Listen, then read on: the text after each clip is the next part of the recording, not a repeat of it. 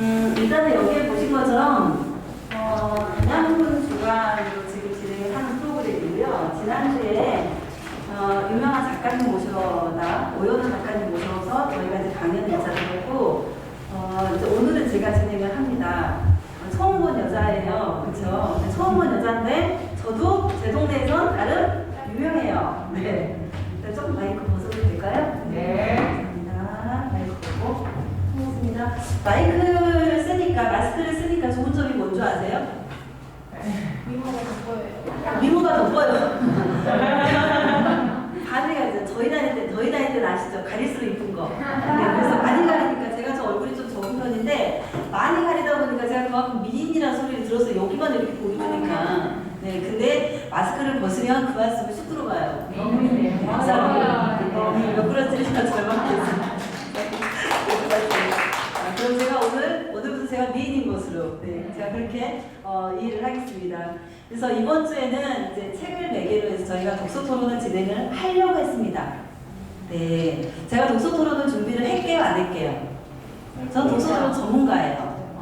거의 10년 가까이 제가 독서 토론을 하고 있는 것 같아요. 그 전에 제가 방과후 수업으로 진행을 했던 것까지 포함하면 거의 20년 넘는 것 같습니다. 독서 토론은 제가 도와줬어요. 네.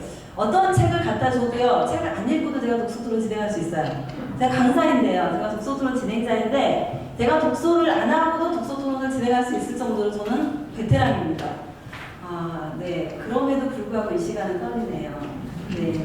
그래서 여쭤봤습니다. 어쨌든. 그래서 이 책을 매개로 저희가 독서 토론을 진행을 할 예정이었는데, 생각을 해보니까 이 귀한 시간에 너무 바쁘실 것 같더라고요. 그래서 제가 수고를 조금 덜어드려야겠다라는 생각을, 기특한 생각을 조금 했죠. 그래서 강의를 조금 준비를 했습니다. 그래서 강의로 제가 2시간을 다 끌고 갈 수도 있고요. 강의 중간중간 여러분에게 질문을 던져서 어떻게 살고 계시는지, 이 문제에 대해서 어떻게 생각을 하고 계시는지를 제가 조금 정중하게 질문을 드릴 수도 있어요. 근데 제가 아시죠? 우리 언니하고 약속한 거.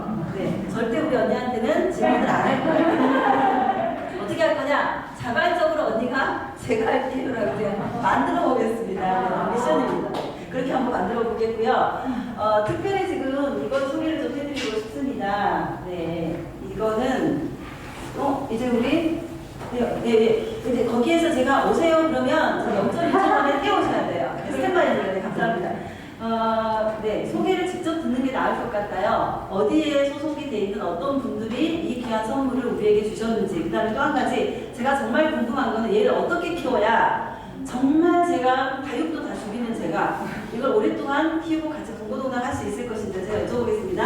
나오세요. 안녕하세요. 이번에 담양군에서 평생학습 동아리 지원 사업에 응모를 해서 저희가 이제 선정이 됐고요. 저희는 담양 가드너들의 모임 솔잎입니다. 감사합니다.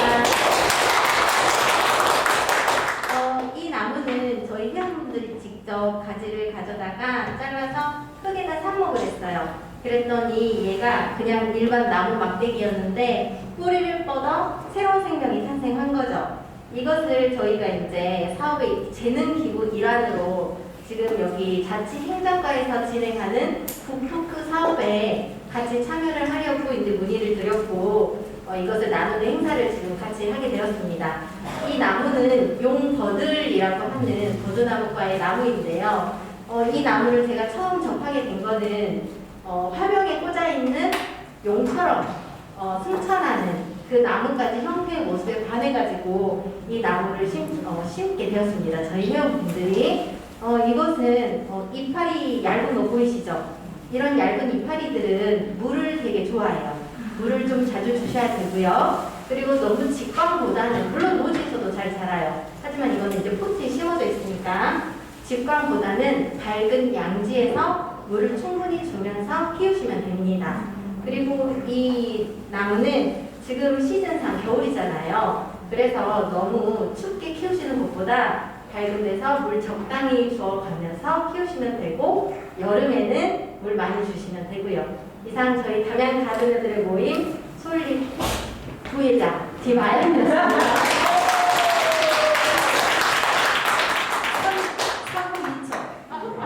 감사합니다. 시간 정말 너무나 잘 지키시네요. 네. 네, 고맙습니다. 이제 시작을 한번 해보겠습니다. PPT 좀 내려주시고요. 네, 화면 내려주시고 특별히 이 프로그램은 전라남도 담양군 자치행정과에서 지원을 해서 지금 진행을 하고 있는 사업입니다. 내려주시겠어요? 대한민국 주간 인재교육원 에듀톡 시행입니다. 저희 이름은 김윤희입니다. 인사드리겠습니다. 저는 이런 사람입니다. 너무 많죠. 네, 여기에 계신 분 누구라도 프로필을 적으라고 하면 이 정도는 적어지지 않을까요? 이쪽에서 다 털고 나오면 마지막 하나 저도 이게 남을 수도 있어요. 네. 그래서 어쨌든 배움에 대한 어떤 열정들이 있어서 좀 많이 배웠고요. 그러니까 많이 가방끈이 길다는 이야기가 아니라 여기저기 기웃기웃된다 이런 의미로 해석을 하시면 될 것 같습니다. 지금 독서도로 강사로 활동하고 있고 인문학 강사이기도 합니다. 작년에 담양군 사업도 제가 해서 저는 이제 그 글쓰기 지도나 독서도로나 이런 것들을 진행을 하면 주로 책까지 만들어요. 네, 그래서 책자를 편집을 해서 출판까지 하는 것을 제 목적으로 하고 있고요. 이렇게 지금 진행을 이제까지 하고 있습니다. 학부모 특강이라든가 이런 것도 지금 자주 진행을 했었고요. 오늘도 지금 중학교에서 강의를 오전에 하고 지금 저녁에 넘어온 것이고요. 어쨌든 그렇습니다. 저는 이런 사람입니다. 이름을 꼭 기억해 주시고요. 네, 감사합니다. 이제 제가 이제까지 해왔던 것들을 쭉 한번 적어보니까 이랬더라고요. 이런 것들은 도서관 사업들이에요. 그 다음에 이거는 아는 문학이라는 것은 개간인데요. 2013년도부터 제가 계속 편집부장으로 활동을 해오고 있고 계속 여기에 제 작품도 계속 지금 게재를 하고 있고 그렇습니다. 담양인문학 3수도 수련을 이것이 이제 작년에 제가 담양문학과 같이 사업을 했던 그 프로그램이었고 올 여름이죠. 제 직업을 소개합니다라는 책을 제가 공동으로 출판을 했고요. 그 다음에 아주 오래된 집이라는 시집을 지금 출판을 했습니다. 네, 이거는 출판 기념일을 바로 내일 모레 합니다. 짜잔이죠. 되게 고맙습니다. 짜잔입니다. 그래서 저는 어떤 사람으로 내 마지막을 지금 보내고 싶은 사람인가? 제 마지막에 저는 시인으로 죽고 싶은 사람이에요. 시를 좋아하고 현재도 지금 시를 쓰고 있는 그런 사람입니다. 어쨌든 책하고 조금 살짝 관련이 있는 이야기였기에 나눴습니다. 이야기가 이제 쭉 진행이 되면서 페이지가 지금 쭉 올라올 거예요. 그러면 어떻게 하시면 되십니까? 여기 계신 선생님들은 그 페이지를 보시고 책을 얼른 열어보시면 돼요. 그럼 무슨 말이에요? 네, 컨닝하라는 겁니다. 무슨 말인지 아시겠죠? 네, 친절해요. 거의 답을 가르쳐주면서 막 물어봐요. 네, 감사합니다. 시작을 해보겠습니다. 1%입니다. 쭉 읽어보세요 한번. 네. 1번 머리 초록색 불 노래하다 죽음 길다란 기선 돋는다 창문 다정한 책상 질문한다 마을 추운 줄기 춤춘다 호수 병든 자랑 요리한다 쭉 눈으로 쭉쭉 읽어보세요. 잉크 나쁜 바늘 헤엄친다 여행 푸른 등불 죄짓는다 밥 풍부한 나무 찌른다 공정 노란 산 죽는다 소금 새로운 풍습 기도한다 돈 미련한 공채 멸시한다 손가락 소중한 새 떨어진다 책 부당한 개구리 가른다 굶주림 하얀 아이 주의하다 연필 슬픈 살구 결혼한다 집 사랑스런 유리컵 다툰다 모피 커다란 당근 칠한다 부분 늙은 꽃 때린다 상자 사나운 가족 씻는다 젖속 낯선 행복 속인다 위 좁은 평재 겁낸다 황새 틀린 불안 키스한다 새색시 맑은 문 고른다 마른 풀 만족한 비웃음 잠긴다 달 예쁜 여자 욕한다. 자 여기까지 100개의 단어가 지금 지나갔습니다. 가장 마음에 걸리는 단어가 있습니까? 쭉 읽어오면서 있습니까? 네, 있으신 분 혹시 손 들어보세요. 손을 이렇게 듣지 않으셔도 괜찮아요. 살짝 이렇게만 드셔도 제가 다 놓치고 아니면 이렇게만 드셔도 괜찮아요. 자, 신경 쓰이는 단어가 있다. 손 이렇게. 감사합니다. 네. 네. 신경 쓰이는 단어가 있는 게 정상이에요. 없는 분들은 다시 읽어보세요. 네. 없으시다는 것은 거의 생각을 안 하고 사는 것과 똑같아요. 네. 우리가 인생을 살아오면서 생각을 안 하고 살 수는 없고요. 고민 없이 살아가는 사람은 없습니다. 걸리는 단어는 왜 걸릴까요? 그게 나의 어떤 이슈하고 연결되어 있기 때문에 그래요. 해결되지 않은 나의 내면의 문제나 아니면 과거의 상처나 이런 것과 연결되어 있는 단어에서 우리는 탁 걸립니다. 그게 무엇인지는 제가 묻지 않겠습니다. 유용이 이것을 개발을 했는데요. 자유, 단어 연상, 심리 상담이라든가 이런 것에 연결된 것들이에요. 그래서 어떤 단어가 걸리는가에 따라서 그 걸리는 단어를 중심으로 상담이 이루어지는 거예요. 자, 여러분은 어떤 단어가 걸리셨습니까? 그걸 기록을 해놓으세요. 살짝 적어놓으시기 바랍니다. 살짝 적어놓으시고 따라와 주세요. 네, 두 번째 입으로 들어가겠습니다. 선생님 그것 좀 나눠주시겠습니까? 이제 한 분에게 좀 나눠주세요. 잠깐만요. 그것만 나눠주세요. 아직 그것만. 네네. 한 분 한 분 전부 다 연필 가져오셨죠? 연필 가져오셨죠? 안 가져오셔서 제가 돌려드릴게요. 네. 너무 쉽죠? 이런 거. 미로찾기 뭐 중간고 하겠어요. 그죠? 미로찾기 이까짓 거죠? 정말 이까짓 거예요. 자, 중요한 것은 둘씩 짝꿍을 지으세요. 짝을 지어주세요. 둘씩 짝을 지어주세요. 두 명씩 짝을 지어주세요. 네네네. 네, 어쨌든 짝을 좀 지어주세요. 짝꿍이 필요해요. 절대 혼자 할 수 있는 거 아닙니다. 혼자 하는 거 아니에요.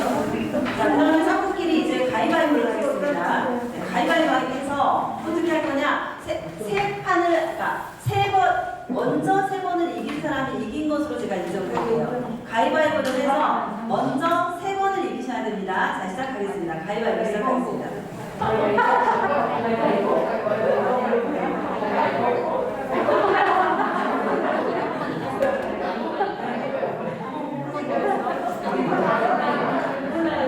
먼저 세 번 이기신 분 손 들어주세요. 네, 먼저 들어주세요. 이거는 가위바위보 너무 잘하신 거예요. 자, 이분들이 이기셨습니다. 이분들이, 그러니까 지신 분이 지금부터 눈을 감겠습니다. 눈을 감으시는데 눈을 감기 전에 이 지금 미로찾기 지금 나눠드린 이 시작점에 본인들의 연필을 딱 세워주세요. 네, 볼펜이 없으세요? 제가 돌려드릴게요. 거봐, 우리가 전에 말할 줄 알았어요. 자, 진 사람이 시작점에 딱 그 세우고 그 다음에 눈을 감겠습니다. 지금부터 이긴 사람이 설명할 거예요. 어떻게 해요? 출구까지, 미로 시작점에서 출구까지 어떻게 가라. 그럼 설명을 잘해야 되겠죠. 잠깐만요. 시작 전에 우리가 이것부터 하고 가겠습니다. 잠깐 여기 보세요. 자, 그러면 삐뚤빼뚤 가면서 느리게 가고 뭐 45도로 가라 그랬는데 30도로 가고 이렇게 해서 늦게 가고 못 알아듣는 사람이 있어요. 자, 그러면 못 알아듣는 사람이 문제입니까? 설명한 사람이 문제입니까? 그러니까 설명한 사람이 문제예요. 아셨죠? 설명 잘해야 됩니다. 아셨죠? 자, 지금부터 시작하겠습니다. 시작. 자, 여러분에게 이제 물어볼게요. 여쭤볼게요. 이제 이렇게 체인지에서 설명만 듣고 내가 눈을 감은 상태에서 위로찾기를 해보셨어요. 네. 내가 설명을 더 잘한 것 같아요. 내가 말귀를 더 잘 알아먹은 것 같아요. 어떠세요? 내가 설명을 잘하는 것 같아요? 아니면 내가 말귀를 잘 알아먹는 것 같아요? 글쎄요. 나는 말귀도 잘 알아먹었고 설명도 잘했어. 근데 얘는 말귀도 못 알아보고 설명도 못해. 이런 거예요. 네. 근데 두 번째 하신 분들은 어떠셨어요? 내가 설명을 해봤던 게 있기 때문에 지금 진작이라는 걸 했잖아요. 어떻게 간단하는 걸 진작을 했었죠. 자, 그러면 첫 번째 하신 분들은 어땠어요? 답답하셨나요? 눈을 감고 설명만 들으면서 하는 것이 어떠셨어요? 네, 마이크, 네, 감사합니다. 어떠셨어요? 답답하셨어요? 네, 감사합니다. 어쨌든 우리는 그래서 내가 듣고 싶은 대로 들으려고 하는 경향이 되게 좀 강한 것 같아요. 또 한 가지는 내가 설명을 하면 상대방이 다 이해를 할 줄 알아. 왜냐하면 내가 이해했기 때문에. 그런가요? 내가 이해했는데 상대방도 똑같이 이해를 하던가요? 네, 그러면 이 세상에 문제될 게 하나도 없을 것 같아요. 그죠? 나는 이해가 돼서 설명을 했는데 왜 얘는 못 알아먹을까? 문제가 이런 데서 발생이 되는 거예요. 아이들하고 같이 하루파 수업을 하면서 제가 이 과정을 꼭 합니다. 네, 그러면서 잘 들어야 된다는 것을 강조하기 위해서 미로찾기를 하는데 한 학원에 이런 적이 있어요. 미로차크에 제가 어른들을 대상으로 한 적이 있습니다. 사서 선생님들을 대상으로 그 독서 토론을 진행을 하면서 이걸 한 적이 있는데 어떤 분이 처음에 이미 다 이걸 해버렸어요. 너무 쉽네? 이렇게 해버렸어요. 네, 그렇게 앞서가면 우리는 안 됩니다. 잘 듣고 상대방이 이야기한 대로 우리는 따라가야 되는 거죠. 그리고 벌써 여기까지 그러는데요. 안 돼. 네, 여기까지 했고요. 자, 이제 4를 찾아서 첫 번째 가겠습니다. 페이지는 여러분 지금 이게 몇 페이지가 있죠? 이거는 페이지가 없네요. 트루먼 쇼라고 혹시 영화 보신 적 있으세요? 네, 58쪽입니다. 혹시 트루먼 쇼라는 영화를 보신 적 있으세요? 네. 아, 진짜요? 네. 오, 그럼 이야기 다 했다. 주인공 누구예요? 쏘남자.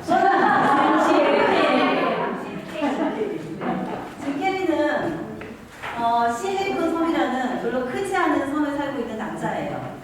행복합니다. 문제될 게 없어요. 아버지가 일찍 돌아가시기는 했지만 엄마가 있고 정말 예쁜 간호사 아내가 있고 마음을 알아주는 친구가 있어요. 그죠? 안정된 직장이 있고 석양을 바라보면서 맥주 한 잔 같이 마실 수 있는 친구가 있어요. 문제될 게 없습니다. 굉장히 낙천적인 사람이에요. 네. 어느 날 출근하면서 갑자기 하늘에서 뭐가 떨어지죠. 이게 떨어졌어요. 근데 저게 뭐라고 써져 있었냐면 시리우스 9번이라고 쓰여져 있었습니다. 이 사람의 이야기는 여기에서 시작이 돼요. 이걸 통해서 우리는 뭘 알아야 될까? 책에서 보면 이게 지금 가상의 스튜디오라는 거 아시겠죠? 시헤이븐 섬이라는 게 가상의 스튜디오예요. 어마어마한 가상의 스튜디오고 거기에서 모든 사람이 이 남자 주인공을 제외한 모든 사람이 다 연극 배우예요. 이 영화는 1988년? 굉장히 오래된 영화이기는 합니다. 근데 시사하는 바가 커요. 네, 이게 지금 제목이 자아를 찾아서예요.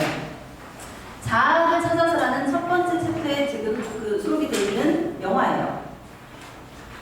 이 영화를 통해서 우리는 뭘 봐야 될까? 트루먼쇼. 결국은 알게 되죠. 고등학교 때 마음에 드는 여자친구를 하나 만나는데 여자를 하나 만나죠. 근데 여자랑 데이트를 하려고 하는데 왠지 피하는 것 같아요. 그 여자친구가.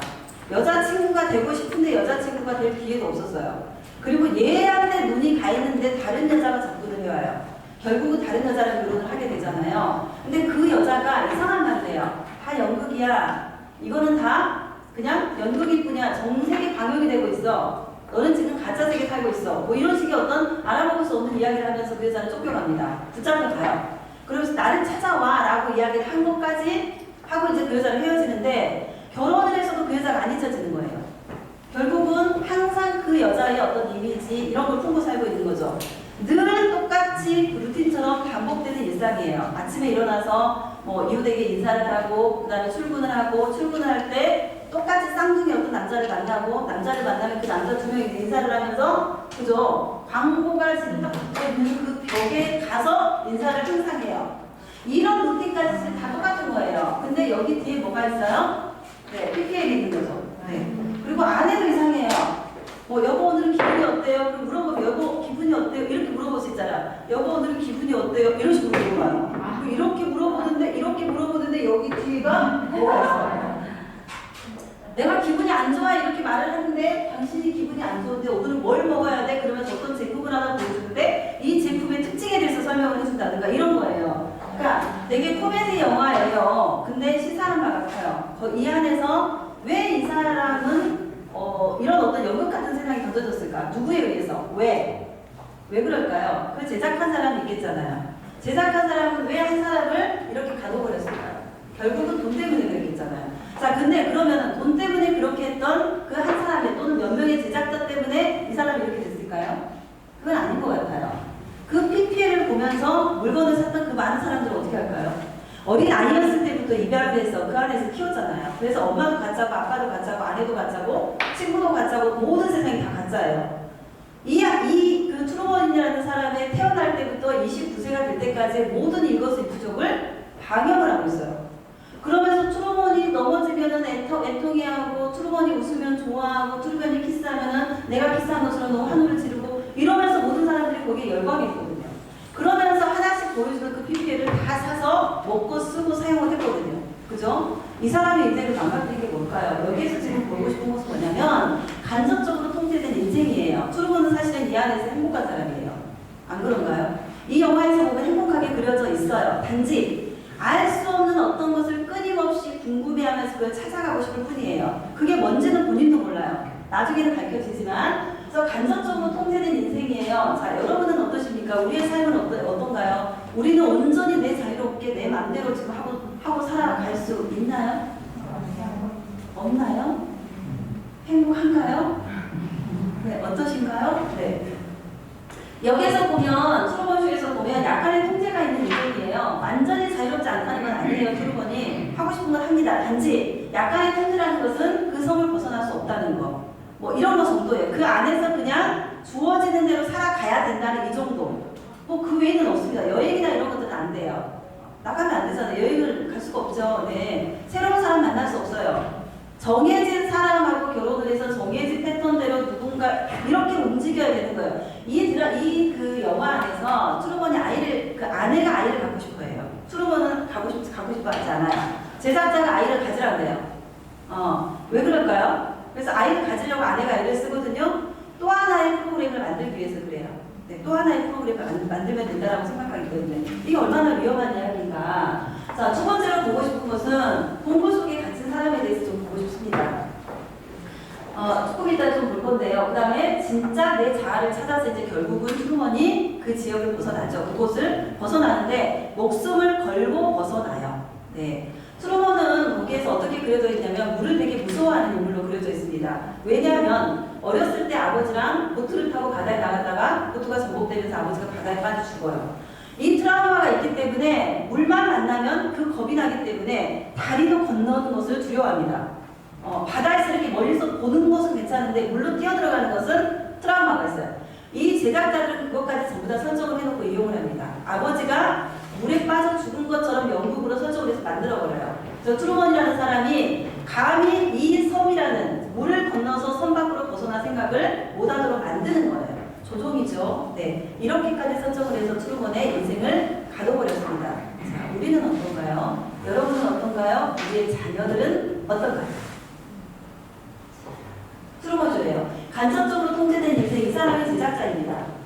이 사람이 제작자이고요. 그 다음에 마지막에는 결국은 바다를 건너서 가는데 인공폭풍이나 이런 것들을 몰아쳐서 못 건너가게 굉장히 방해를 많이 하죠. 결국은 넘어갑니다. 탐험가를 타는 아이의 꿈도 어떻게 말해요? 영화를 보면 그 선생님이 그렇게 말씀을 하시더라고요. 이미 탐험 다 끝났어. 탐험 안 된 지역은 한 군데도 없어야 이렇게 말을 합니다. 여행을 가고 싶어 하잖아요. 그러면 느닷없이 여행 상담을 하면 뭐랄까 이런 어떤 전단지 하나가 이렇게 보여져요. 근데 이게 뭐가 있어요? 여행으로 잃어버릴 수 있는 거, 여행에 대한 두려움, 그 지역에 대한 어려움 이런 것들을 쭉 보여줌으로써 우리가 무의식적으로 여행이라는 것은 위험한 거구나 라는 인식을 갖게끔 만들어요. 자, 미디어가 그렇게 하고 있지 않아요? 그렇게 하고 있지 않나요? 네. 사실은 우리는 정말 찬찬하게 어쩌면은 통제된 세상 가운데 우리는 살고 있는지 몰라요. 미디어를 통해서, 교육을 통해서, 훈육을 통해서, 부모를 통해서, 친구를 통해서 여러 가지 환경들을 통해서 결국은 우리 안에 어떤 마음이 들어요? 불안한 마음이 들게끔 조종을 하고 있는 거 아닌가요? 자, 제가 여러분에게 묻고 싶은 것은 정말 우리 안에 필요한 이치가 뭔가? 나는 어떻게 살고 싶은 사람이었나? 내 나이 10살 때, 내 나이 12살 때, 내 나이 15살 때, 내 나이 20살 때 나는 어떻게 살고 싶은 사람이었나? 생각해 보신 적이 있으세요? 네. 저는 글을 쓰고 싶은 사람이었어요. 방송 작가가 되는 게 저의 꿈이었습니다. 제 나이 15살 때 저의 꿈이었어요. 근데 저는 방송 작가가 되지 못했어요. 왜 그렇게 되지 못했냐면 제가 글을 쓰는 것에 대해서 누구도 칭찬해주지 않았고 지지해주지 않았고 그 부분을 격려해주지 않았어요. 제가 우물에서 이렇게 글을 쓰고 있으면 저희 아버지가 불을 꺼버렸어요. 불을 끄는 게 아니라 그때 당시 뭐죠? 이렇게 셔터 내리는 거 뭐죠? 거북이 집이라고 하나요? 그걸 내려버렸어요. 두꺼비 집을 아예 내려버렸어요. 그럼 집이 깜깜해지잖아요. 네. 책을 보지 말라고. 네, 좀 너무했죠? 네. 통제를 하셨는데 많이 통제를 하신 거죠. 왜 그랬을까요? 돈이 되는 직업을 가지라고. 돈 안 되는 직업 가지면 안 된다고. 네. 옛날 어른들은 그런 게 좀 강했지 않나요? 그래서 저는 그 길을 포기를 하고 사회복지를 전공을 했어요. 학원에서 공부를 했었고요. 제가 다시 글을 쓰는 자리로 돌아오기까지 20년이 넘게 걸린 것 같아요. 굉장히 오랜 시간 걸려서 다시 결국 제가 이 자리에 왔습니다. 만약에 그때 제가 여기를 바로 갔었다면 저는 여기에 있을까요, 없을까요? 없어요. 그럼 제가 어디에 있을까요? 그렇죠. 그쵸, 언니? KBS. 그쵸. 최소한 제가 노벨문학상은 아니더라도 노벨문학상 받으신 분? 네, 그쵸. 내가 커피는 따라드리고 있을 수도 있어. 네, 그랬단 말이죠. 네. 그렇죠, 언니! 오랫동안 그랬답니다. TV를 보면서 어떤 뭐 드라마나 어떤 프로그램이나 이런 것들을 보면서 나 같으면 자막을 저렇게 안 씁니다. 나 같으면 이렇게 쓴다. 나는 대사를 이렇게 칠 거다. 나는 나레이션을 이렇게 안 쓸 거다. 이런 식으로 난 나레이션을 써서 이렇게 줄 거다. 저 그 생각을 정말 오랫동안 했었거든요. 저는 방송 작가가 꿈이었어요. 결국 지금 방송 작가가 되지는 못했지만 글을 쓰고 있고요. 결국은 글을 쓰는 것을 매개로 제가 강의를 하고 돈을 벌고 있죠. 네. 그러니까 제 말이죠. 자아를 이렇게 황량하게 만들어버리면 된다 안 된다? 안 된다. 네, 말씀드리고 싶은 것은 트루먼쇼. 자, 우리는 지금 다 동굴 속에 갇혀있는 사람일 수도 있어요. 사실은요. 플라톤이라는 우리가 한 번도 본 적 없는 오빠가 한 말이에요. 한 말이 어떤 말을 했냐. 그 오빠가 책을 썼어요. 국가론이라는 책을 썼는데 그 국가론이라는 책 안에 들어가 있는 하나의 예화예요. 우리는 동굴 속에 갇혀있는 어떤 노예 같은 존재일 수도 있다. 그러면 묶여있는 존재는 어떤 것만 볼 수 있어요? 만약에 이 공간이 동굴이라고 쳐요. 우리 여기에서 나갈 수 없어요. 여기에서 먹고 자고 24시간의 생활을 해야 된다 라는 가정하에 우리가 볼 수 있는 것은 이게 세상의 전부일 수 있어요. 가끔 거울에 비치는 나를 보면서 내가 이렇게 생겼구나 라고 인식을 할 수 있어요. 그러나 이게 전부일까요? 밖에 세상에 있는 것을 우리가 모르잖아요. 어쩌면 우리가 이런 존재가 아닐까? 동굴 속에 갇힌 사람처럼. 그래서 내가 보고 있는 이게 허상이 아닐까? 진짜 세계는 다른 데 있는 거, 밖에 있는 게 아닐까? 이 실제가 이데아라는 거예요. 그래서 우리가 실제로 다른 세상, 그러니까 나와 다른 어떤 세계, 나와 다른 사람들, 나와 다른 어떤 세상들에 대해서 우리가 생각해 본 적이 있냐는 거예요. 트루먼쇼를 통해서 결국은 작가가 또는 그 감독이 지금 이야기하고 싶은 것은 그 부분입니다. 우리는 어쩜 이 안에 갇혀있는 허상이 진짜라고 생각하고 착각하고 살아가고 있는 건 아닌가. 물론 삶을 뒤흔들 생각은 제가 일도 있다 없다? 없어요. 네. 없습니다. 일도 없어요. 그러나 한 번 정도 우리는 고민을 해보고 생각을 해봐야 된다는 거예요. 왜냐하면 트루먼이라는 이 남자가 그런 생각을 안 했으면 여기서 빠져나올 수 있었을까요? 없었습니다. 그 사람이 가졌던 것은 끊임없이 뭔지는 모르는데 이상하다. 뭔지는 모르는데 이상하다. 뭔지는 모르겠는데 이상하다. 이게 진짜일까? 왜 이런 일이 벌어졌을까를 이 사람은 끊임없이 생각을 했다는 거예요. 네. 그래서 하늘에서 어떤 그 조명들이죠. 사실은 떨어졌는데 해필이면 거기에 시리우스 9번이라고 써져 있는 거예요. 이걸 보고 이게 얘가 어디서 왔을까? 내가 늘 보던 하늘에 가장 반짝이는 저 별이 그냥 시리우스 별인 줄 알았더니 이게 조명이었어? 이게 뭐지? 왜 이게 써져 있었지? 이렇게 생각하는 거예요. 그러면 우리가 가을밤에 예를 들어서 뭐 여름밤이라고 합시다. 가을밤에는 비도 나뉘고 이러니까 별이 없잖아요. 여름밤에 우리가 하늘을 보면서 이렇게 누워있는데 유난히 반짝이는 별을 보면서 우리는 뭐라 그래요? 저 별은 너무 예뻐, 저 별은 너무 예뻐. 이렇게 낭만의 노래 하잖아요. 그렇게 하는 게 아니라 저 별이 진짜일까? 이런 생각을 한번 해보신 적이 있으세요? 우리가 살고 있는 이 세계가 여기처럼 어떤 허상이 아닐까? 이런 생각 해본 적 있으세요? 해보셔야죠. 그걸 해본 사람이 어떻게 해요? 네, 우주선 로켓 만들어주고 가는 거죠. 네, 그렇지 않을까요? 그것에 대해서 의구심을 갖고 뭐지라고 생각하는 사람이 궁금한 마음에 그 유튜브 영상도 찾아보고 책도 찾아보고 그런 관련된 정보와 지식들을 습득하려고 애를 쓰는 거 아닐까요? 네, 좋습니다. 네, 플라톤의 이론 이데아는 그냥 넘어가고 싶은데요. 그래서 모든 사물은 보이는 게 전부가 아니에요. 저도 보이는 게 전부가 아니에요. 네, 제 키가 162, 공식적으로 163. 하하 키가 그 연예인 아시죠? 하하 키가 공식적으로 171, 실질적으로 168. 내 키가 공식적으로 163, 실질적으로 161. 네, 특각해요. 네, 그래요. 그렇습니다. 어쨌든 보이는 게 전부가 아니라는 거죠. 여러분도 마찬가지예요. 여기 계신 선생님들도 보이는 게 전부가 아닐 수 있어요. 우리 언니도 보이는 게 전부가 아닐 수 있어. 저하고 약속을 했지만 이따가 언니가 먼저 내가 이야기하고 싶어 이렇게 말할 수도 있어. 저 그거 기대하죠. 네, 선물 줘버려요. 네. 어쨌든 플라톤의 이데아 이론을 보면 무엇이 옳고 참된 가치인지 알기 위한 욕망이 우리 안에 분명히 있다는 거예요. 내 삶이 진짜일까? 이렇게 사는 것이 옳은 것인가? 눈에 보이는 것이 정말일까? 이런 것에 대한 궁금함과 알고자 하는 욕망과 욕구가 있기 때문에 우리 안에 지적 호기심이 있는 거 아닐까요? 그런 욕망이 있습니다. 그래서 평범하게 살아가는 그것에 대한 의심이라는 게 있기 때문에 우리가 일탈이라는 것도 하고요. 이걸 뛰어넘어서 성장이라는 것도 하려고 애를 쓰는 겁니다. 네, 그래서 평범함에 대한 의심을 하고 어떤 행동들을 하게 되는데 선택을 하게 되겠죠. 내가 그래, 평범함을 거부하겠어. 그러면 내가 가정주부로 15년을 살았어. 근데 내가 이제부터 가정주부를 안 살겠어.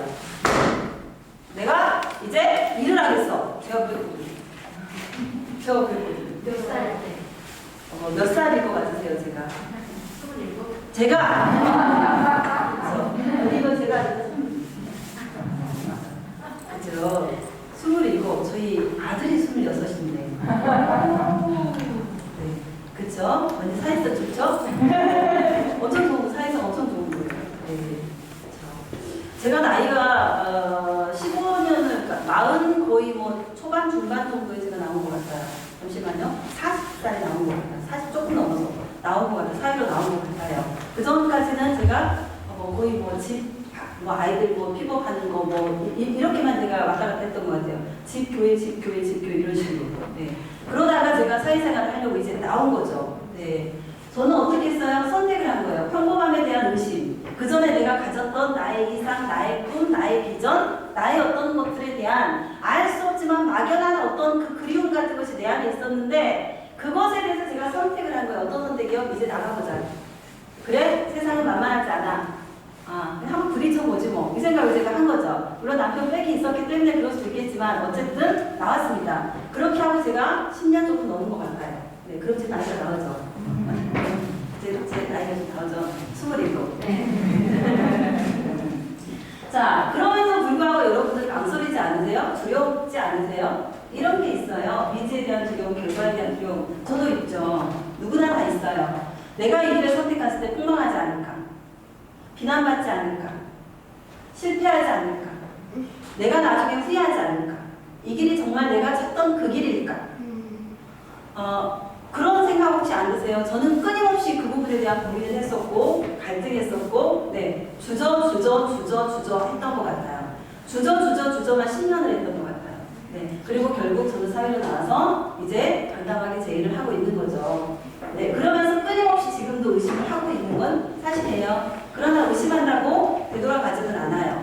왜냐하면 저는 저의 길을 갈 거고 제 꿈을 이룰 거기 때문에 마치 트루먼처럼 저를 가졌던 그 세계를 저는 찢어버렸고 일단은 세계로 나왔고 부딪히기 시작했기 때문에 자, 여러분이 지금 찢어내야 될 것들은 뭔가요? 그게 어떤 본인의 두려움인가요? 아니면 뭐 미지에 대한 어떤 막연한 것에 대한 어떤 그 불확실성인가요? 아니면 무엇인가요?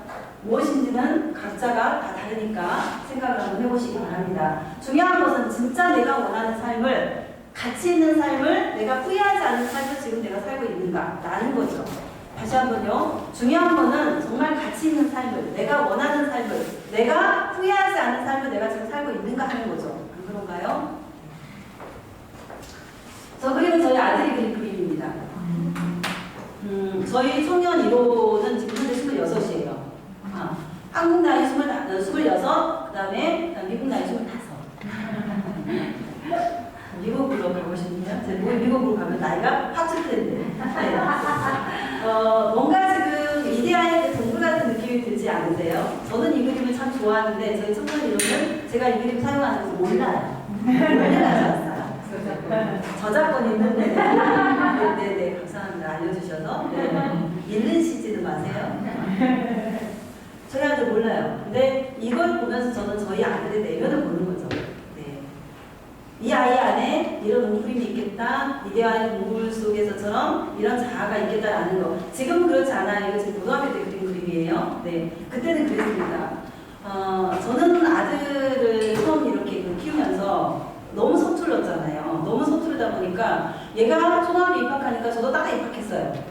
얘가 중학교 가니까 저도 중학교 입학했고요. 얘가 군대 가니까 저도 군대 가고요. 뭐 얘가 뭐 이렇게 되더라고요 제가. 얼마나 애지중지하면서 거의 뭐 여러분 그런 경험 없으십니까? 아이가 자라면서 부모는 똑같이 자라는 것 같아요. 그랬는데 첫 아이다 보니까 어떻게 했겠어요? 이것도 해야 되고 저것도 해야 되고 이것도 해야 되고 저것도 해야 되고 결국은 우리 아이가 원하는 것은 교육학이었습니다. 이 아이는 수학교육을 졸업을 했어요. 수학교육학과를. 얼마나 제가 기특하겠어요? 네, 그러겠죠. 네. 수학을 하나도 틀렸는데 엄청 잘했겠잖아요. 근데 지금 뭐하고 있냐? 안과 회사에서 노가다 하고 있습니다.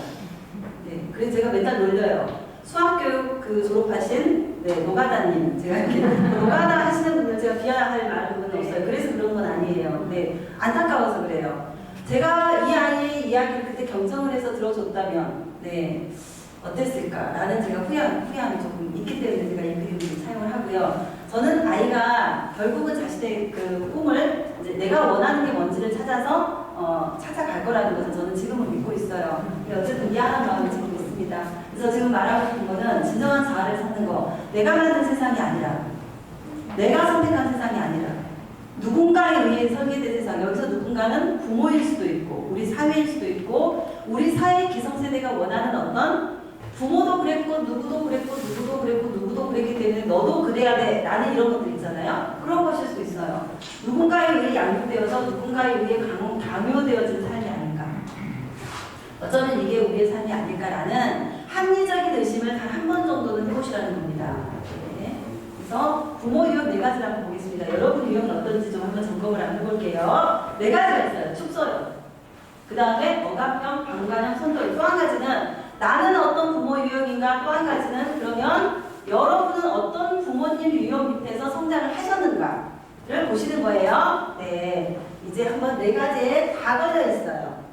안 걸릴 것 같죠? 저도 이 중에 하나 걸려 있습니다. 저의 부모님은 이 4가지 유형 중에 한 분이셨고요. 저도 이 4가지 유형 중에 한 유형의 부모였습니다. 아까 그림을 보셨잖아요. 저희 아이가 동굴 속에 갇힌 아이처럼 그렇게 생활했었다는 거. 자, 보겠습니다. 축소형은 어떤 거예요? 모든 문제를 다 축소시키는 거예요. 별거 아니야. 뭐 지나갈 거야. 별거 아니야. 별거 아니야. 내버려둬 저러다 말겠지. 아이의 감정, 지금 화가 나 있는 감정, 울고 있는 슬픈 감정, 억울해하는 감정 무시합니다. 내버려둬. 이게 더 중요해. 혹시 이렇게 하고 계시지는 않습니까? 혹시는 여러분 부모가 그렇게 하지는 않으셨습니까? 이렇게 자란 아이들, 이렇게 좋은 날 화가 나는 건 잘못이야. 나는 왜 이럴까? 라는 생각을 아이 스스로 갖게 되는 것은 죄책감이라고 합니다. 자, 내가 화가 나는 걸 표현하면 안 되겠어. 누르고 감추게 되겠죠. 이런 아이들 결국 언젠가는 폭발합니다. 이런 이야기 들어보셨죠? 지랄 총량의 법칙 있다는 거 들어보셨죠? 네, 분명히 들어보셨습니다. 들어보셨다 우리 언니 웃으셨어요. 우리가 성장하고 자라고 인간으로 태어나서 인간으로 살다 인간으로 죽기까지 우리가 이 땅 가운데서 마땅히 퍼부어야 할 지랄이라는 게 있다는 거예요. 근데 그 부분에 대해서 아이가 지금 하고 있는데 자기를 표출하고 있는데 그것을 무시를 해버리고 아무것도 아닌 것처럼 저러다 말겠지 이렇게 말하는 것은 아이는 어떻게 말해요? 눌러버리는 거죠. 그리고 결국은 일정한 어느 순간에 폭발이 되면 그 지랄이 나타나는 거예요. 저희 아이가 그래서 그것을 억압하다 보니까 어떻게 했냐면 이렇게 치기 시작했습니다. 네, 기부상 2번 한 것 같아요. 지가 쳐가지고 벽을. 그래서 어떻게 해요? 저희 농도 쑥 들어가고 문도 쑥 고치느라고 애먹었습니다. 지금은 그렇지 않아요. 지금 그렇지 않은데 그런 시즌이 있었습니다. 자, 2번째 억압형이에요. 축소형 말고 2번째 억압형은 조금 더 나빠요. 그냥 아예 눌러버리는 거예요. 표현조차 하지 못하게 그 감정 가지는 자체가 불편한 거예요. 근데 그게 잘못됐다라고 이야기하는 인식을 심어주는 거죠. 아니 오늘 같은 날 그렇게 화를 내면 어쩌겠다고. 아니 오늘 같은 날 네가 화를 내면 어쩌겠다고. 너 화내면 안 돼. 오늘 같은 날. 표현도 하면 안 돼. 화나는 감정도 가져서는 안 된다라고 심어주는 거예요. 그렇게 짜증을 내는 게 잘한 뜻이니? 말해봐. 네 잘한 거야? 네가 잘한 거냐고? 그렇게 하면 되겠어 안 되겠어? 이리 와봐. 그렇게 하면 돼 안 돼? 비난, 후지증, 훈계, 훈육이 있는 거죠. 이렇게 되면 어떻게 해요? 아이들은 왜 나를 무시하지? 내가 이렇게 화가 나서 화를 표현하고 화를 내고 있는데 왜 나를 무시하지? 내가 없어져 버렸으면 좋겠나? 이런 생각을 하는 거죠. 네, 혹시 이런 생각 안 하시면서 자랐어요? 저는 억압형이었습니다. 저희 부모님은 억압형이었어요. 네, 그래서 저는 늘 이런 생각을 제가 했던 것 같아요. 네. 그 다음에 강간형은 어떤 거예요? 그냥 냅두는 거예요. 그러다 말겠지. 그러다 저러다 크는 거야. 화 내라, 실컷 내라. 화를 그렇게 다 내버려야, 다 쏟아 내버려야 깨끗하지? 이런 식으로. 애들 다 그러면서 크는 거야. 짜증도 낼 수 있는 거지 뭐. 화도 낼 수 있는 거지 뭐. 내버려둬 실컷 짜증 내라. 그래야 건강하단다. 자, 좋은 걸까요? 이렇게 하다 보면 늘 내가 화를 내도 그냥 그걸 그대로 받아주고 그냥 그대로 봐줬어요. 그러다 보면 나중에 진짜로 내가 화를 내야 될 자리와 화를 내면 안 되는 자리를 구분하지 못하게 되겠죠. 그래서 문제 해결 능력을 키우지 못하고 정서적으로 미숙합니다. 쉽게 말하면 화를 낼 자리에서 화를 내야 되는데 화를 내지 않아. 화를 안 내야 될 자리에서 화를 내버려. 이렇게 하면 안 되겠잖아요. 그런 아이로 클 수밖에 없다는 거. 자, 그 다음에 선도형이 있어요. 이런 부분은 뭐예요? 네 감정은 알겠어. 화가 나는구나. 그러나 이 자리에서는 조금 자제해 줄래? 다르게 표현해 줄래? 자, 이렇게 지금 말을 하고 싶은데요. 이 자리에는 사실은 상담사 선생님도 계세요. 조금 불편해도 참으세요. 저건 아닌데 이렇게 말씀을 네, 그런 생각이 들고 조금 참으시고요. 어쨌든 선도형이 있습니다. 몹시 화가 나서 소리를 지르는구나. 그렇다고 타인에게 피해를 주면 안 되겠지. 그래서 감정은 인정을 해주고 수용을 해주되 표현에 대한 부분을 조금 제한을 두는 것이 좋겠다. 이게 지금 선도형이라는 거 말씀을 좀 드리고 싶어요. 네. 시련을 건너는 법 지금 두 번째로 좀 들어갈 건데요. 여기까지 일단은 좀 했습니다. 어떠십니까? 어떤 것이 좀 기억에 남으십니까? 혹시 미로 찾기가 가장 기억에 남으십니까? 진짜? 네, 그럴 수도 있어요. 네, 감사합니다. 일단은 지금 좀 이제 해야 될 것들이 좀 있기 때문에 강의를 조금 하겠습니다. 72페이지 넘어가 주세요. 여러분 책 72페이지 넘어가 주시면 이제 나오메라는 사람이 나와요. 신화의 이야기인데요. 자, 영화 이야기를 제가 서너 개 할 거고요. 신화에 대한 이야기를 지금 몇 개를 할 겁니다. 나오메라는 여자는 되게 괜찮은 여자예요. 그다음 부족함이 없는 여자입니다. 제우스의 손녀입니다. 남편은 왕이에요. 기고만장해요. 아들 7, 딸 7이에요. 자녀가 무려 14이에요. 다 예쁘고 다 잘생기고 다 멋있어요. 와. 이러면 저는 한 다스가 아니라 한 20명을 낳았을 텐데. 네. 그럴까요? 지금 늦었죠? 네. 50 넘었는데 늦었죠, 지금? 네. 어쨌든 오만함에 사는 책 나오베라는 여자인데요. 여신을 건드렸어요. 레토 여신이라는 이 여신을 건드렸는데 사람들이 1년에 한 번씩 여신에게 뭐 제사 지내고 여신을 찾아서 뭐라 그럴까 뭐 선물을 주고 이런 것에 대해서 불만을 느꼈어요. 왜 그렇게까지 할 필요가 있느냐라고 그렇게 하지 않아야 될 말을 그냥 씨부린 거죠. 쉽게 말하면. 그러다 보니까 레토 여인의 복수를 지금 읽게 됐어요. 그래서 한 날에 14자식을 다 읽었습니다. 네. 오만함이 상징이라고 지금 책에 그렇게 써져 있을 거예요. 오만함이에요. 알겠습니다. 달콤한 삶은 없다. 그러니까 예상하지 못한 시련이 우리 삶에 이제 시작이 됐습니다.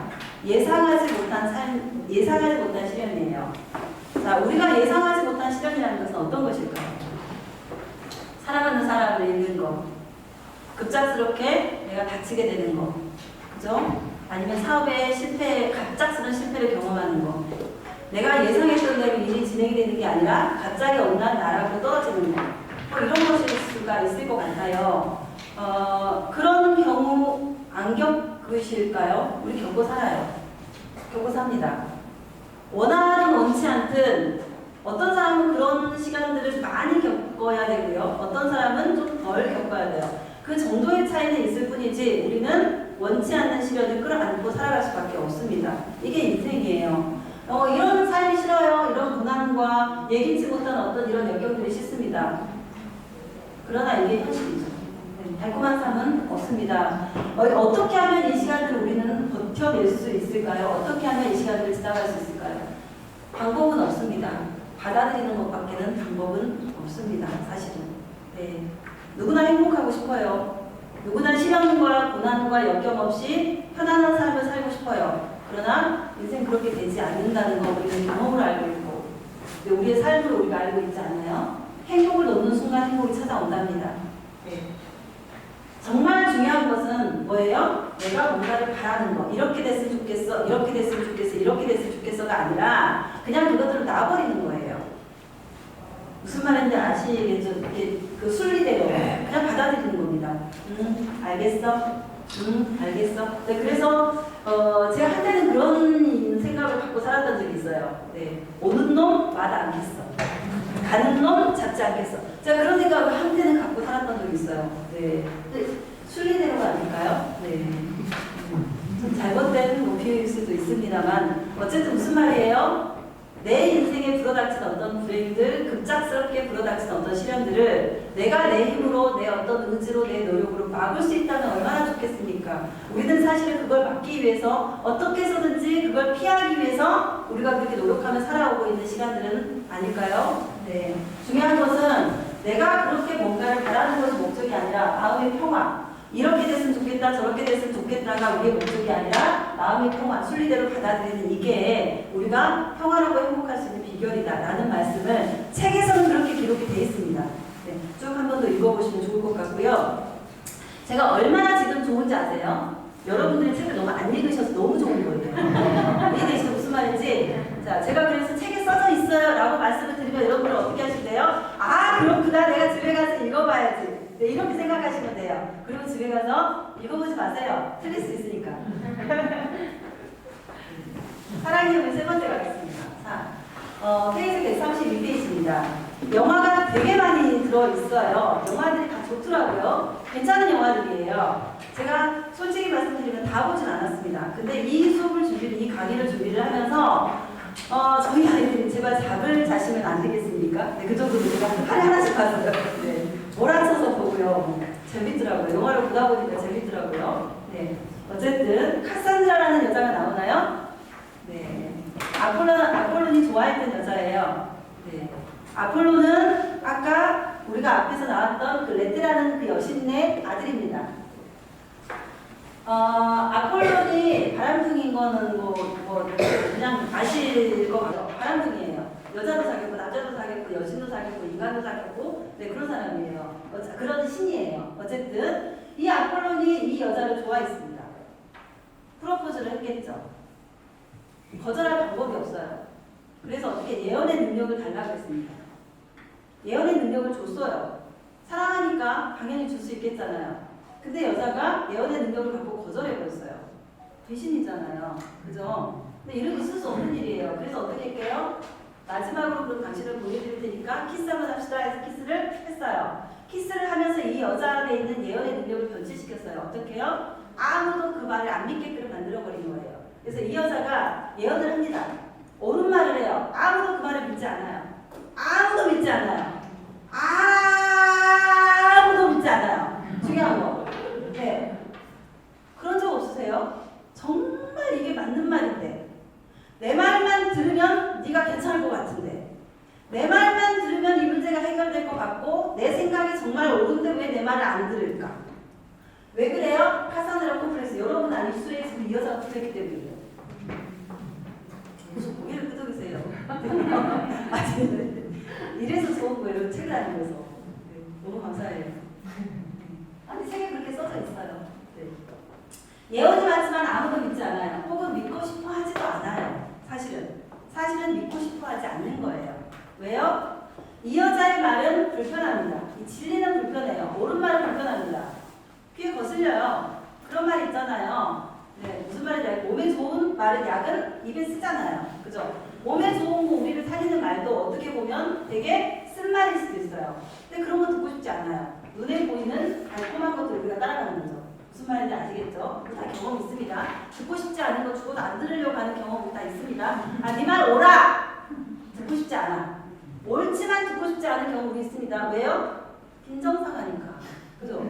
꼴보기 싫으니까 듣기 싫잖아요. 그죠? 옳은 줄 알지만 듣기 싫어하는 거 우리 있습니다. 우리 안에. 자, 또 보겠습니다. 12몽키즈라는 거 책에 보이는데 이거 몇 페이지가 있나요? 몇 페이지죠? 132페이지. 영화입니다. 이거는 제가 대충 봤는데요. 그냥 이거는 찾아보시고 그냥 이런 게 있구나라고만 좀 들어주세요. 12몽키즈는 미래에서 온 남자죠. 미래에서 과거로 왔는데 바이러스가 지구를 멸망을 시킨다는 것을 알고 그걸 막기 위해서 지금 미래에서 온 남자예요. 근데 칠칠맞게도 잘못된 시간으로 계속 오는 거예요. 잘못된 시간으로 왔다, 잘못된 시간으로 갔다, 잘못된 시간에서 왔다, 잘못된 시간으로 갔다. 이러기를 반복하면서 어떤 여자를 만나게 되는 거죠. 여자 박사를 만나는데 남자는 감성적인 남자, 여자는 이성적인 여자. 자, 어떻게 생각하세요? 여러분은 감성적인 여자이십니까? 이성적인 여자이십니까? 이성적인. 이성적인 여자이세요? 네. 자, 그 테스트 한번 해보겠습니다. 내가 이성적인 부분에 끌리는지 감성적인 부분에 끌리는지를 좀 테스트를 한번 해보겠습니다. 어떻게 할 때 우리는 끌릴까요? 어떤 사람한테 우리의 마음이 끌릴까요? 나는 감성적인 사람인데 어떤 사람한테 끌릴까요? 이성적인 사람한테 끌릴까요? 네. 아, 사실 그렇지 않아요. 감성적인 사람은 감성적인 사람한테 끌리고 이성적인 사람은 이성적인 사람한테 끌려요. 안 그럴 수도 있겠지만 왜 그러냐면 감성적인 사람은 마음을 알아줘야 되는데 이성적인 사람은 생각을 알아줘요. 같이 판단을 해요. 옳고 그름에 대해서 판단을 합니다. 근데 감성적인 사람은 옳고 그름이 중요한 게 아니에요. 내 마음이 상했다 안 상했다가 중요해요. 김창호 씨가 그런 말을 한 적이 있어요. TV에 나와서 그런 말을 한 적이 있는데 그 다른 여자와 남자가 이렇게 만났잖아요. 근데 여자가 마음을 알아달라고 이야기를 하는데 남자는 계속 무슨 말을 해요? 야, 내가 너 알잖아. 네가 얼마나 지금 게으르고 네가 얼마나 지금 못하는지 알잖아. 야, 나니까 너 지금 이거 참아주는 거는 니네 상사 어떻게 참겠니? 이렇게 말을 한단 말이에요. 이성적인 남자가. 그죠? 보통 남편들이, 우리 남편도 그렇게 이야기를 주로 많이 해요. 제가 어떤 문제에 대해서 이야기를 하는 거죠. 오늘 있잖아, 무슨 일이 있었는데 교회에서 어떤 집사님이 나한테 이렇게 이야기를 하더라? 그럼 저희 남편은 항상 했던 이야기가 뭐냐면 그래서 이 상황에 대해서 너는 뭘 잘못했는데 이렇게 먼저 이야기를 했어요. 이 상황에서 그 사람 왜 그렇게 이야기를 했는데 니는 뭘 잘못했는데 이렇게 이야기하고 시시비비를 먼저 따졌어요. 제가 원하는 것은 그거 아니었거든요. 너 마음이 상했겠구나. 제가 원하는 건 그거였는데 야, 갑자기 또 열받네요. 보이는 것만 믿는 이성적인 여자, 안 보이는 것을 말하는 감정적인 남자, 둘의 사랑법에 대해서 지금 이야기를 하고 싶은 거죠. 테스트 한번 해보겠습니다. MBTI 볼게요. 성격도 궁합이 있고 연애도 궁합이 있습니다. 네. 맞는 사람이랑 해야지, 맞는 사람이랑 그래야죠. 자, 보겠습니다. 초면인데, 그러니까 이거는 어떻게 생각을 하시면 되냐면 내가 오늘 이랬어. 이거 물어보는 거 아니에요. 10번 중에서 몇 번 정도를 그렇게 했는가를 제가 물어보는 거예요. 이해되셨죠? 무슨 말인지? 오늘 아침 내가 그를 만났는데 내가 먼저 다가갔어. 이걸 물어보는 게 아니라 주로 내가 어떻게 하고 있는가를 지금 여쭤보는 겁니다. 초면이에요. 먼저 다가가서 말을 보세요. 아니면 말을 걸어오길 기다리세요. 자, 내가 먼저 다가가 말을 건다 손 들어보세요. 한 분, 두 분, 세 분, 네 분, 다섯, 여섯 분, 일곱 분입니다. 네. 그 다음에 말을 걸어오길 기다리신다. 손으로 보세요. 네. 한 분, 두 분, 세 분, 네 분, 다섯 분, 여섯 분, 일곱, 두 번이나 손으로 여덟 번 하겠습니다. 이게 지금 외양, 내양에 대한 가장 기본적인 부분이에요. 소면인데 먼저 다가가 말해준다. 외양이십니다. 말을 걸어오길 기다려요. 내양이세요. 내가 언니가 먼저 말하기를 기다려요. 전 내양일까요? 외양일까요? 네. 마음에 드는 언니가 먼저 나한테 말을 걸어와 줬으면 좋겠어. 왜요? 내양이에요. 그죠 언니? 네. 언니 저 내양이에요. 언니 나한테 먼저 말 걸어주세요. 네. 감사해요. 자, 두 번째입니다. 오랜만에 외식을 해요. 새로운 맛집을 검색해서 가세요? 아니면 내가 가본 적이 있는 맛집을 가세요? 자, 새로운 맛집 검색해서 간다 손 들어보세요. 한 분, 두 분, 세 분, 네 분, 다섯, 네 분. 오, 그러면 가본 적이 있는 맛집 간다. 한 분, 두 분, 셋, 넷, 다섯, 여섯, 일곱, 여덟, 아홉, 열, 오. 직관 감각이에요. 자, 새로운 맛집 검색해서 가시는 분들은 직관형이세요. 뭐냐면 이분들은 육감이 있는 분이에요. 딱 보면 알아요. 한마디도 안 했습니다. 근데 늘 보던 그 옆집 그 새댁이 오늘도 늘 봤어요. 쓱 지나갔어요. 늘 하는 것처럼 인사를 하고 지나갔어요. 느꼈어요. 뭘 느꼈어요? 거기 살았구나. 표정 하나 안 바뀌고 지나갔는데 알아요. 육감이에요. 직관입니다. S는 뭐예요? 감각이에요. 말을 해야 알아요. 새댁이 쭈뼛쭈뼛합니다. 아이고 진짜 언니 이렇게 뭔가 지금 말을 하려고 해요. 뭐라 그래요? 네가 말 안 하는데 내가 어떻게 하냐. 말을 해야 돼요. 경험으로 아는 게 감각이에요. 경험으로 알아요. 저는 자 여쭤볼게요. N일까요? S일까요? N. 언니 남을까? 직관. 예. 네. 직관이 되고 싶은 사람이에요. 네. 저는 S예요. 그러니까 N도 쓰고 S도 쓰지만 제가 결정적인 순간에 S를 쓰는 것은 경험을 통해 제가 움직이는 경향성이 있기 때문인데요. 네. 그래서 이렇게 N하고 S하고 구분이 된다. 그러면 이제 여러분들은 어떻게 하셔야 돼요? 그러면서 나는 이야 아이야를 지금부터 적으시면서 따라오셔야 되는 거예요. 어디다 적어요? 네, 위로 찾기. 뒷면에다. 그렇죠. 역시. 네, 뒷면에다 적으시면 따라오셔야 돼요. 맞췄어요. 네, 감사합니다. 자, 그럼 세 번째 보겠습니다. 친구의 고민 해결사로 나서요. 근데요, 위로가 먼저예요? 해결이 먼저예요? 자, 위로가 먼저다. 손 들어보세요.